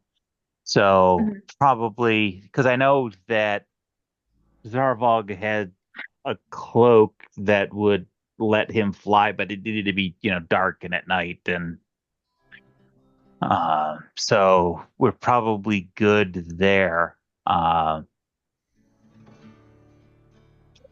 I might make a suggestion, you were talking about defense, weren't you? Yes. No, please step over here. And he's going to take out from the second floor. He's going to take out a little case. It's like wood mahogany on the outside, glass on top, and the inside is like red velvet. And sitting atop the red velvet are these like beautiful, ornate, gold wired bracers. They're gorgeous, and they are meant to fit someone a bit stronger with Drysrinn's probably sort of like larger muscular forearms for unarmed fighting. And he says, these are the braces of defense. They require attunement. They are rare, but they require you to wear no armor, and they'll give you the same benefits as if you were wielding a shield. You'll be able to block off attacks with your forearms. They can block off any weapon so long as you get your arm there in time. Yes. I think we have a winner. Yes. Glorious! Another satisfied customer. So with that, he will put the bracers of defense, you're wearing them, so that's fine, and the bag of holding, and he says, by all means, bought and paid for already by the Tal'Dorei Council. They're all yours. Well, thank you most kindly, and when you see Vexalia, please extend our most humble and sincere thanks. I'll be sure to. Now come back anytime you require anything at all. Is there anything else that you need, Drysrinn? No, this is more than I've had ever. So Well, we tend to punch at above our weight class, if you'll pardon the extrapolation, but we try to kit for it as best we can. I figured out pretty quick we were going to be going into very dangerous things. And I was concerned that I wouldn't be useful to the Aurora Concordant. Well, I dare say that you will be exceptionally useful based on your very solid drubbing of Mr. Cleave and the new accoutrement, which apparently was exceedingly effective. So I apparently need to do a little bit more planning for my sucker punches, because that was about as fast as I could go. And apparently it was not a challenge whatsoever.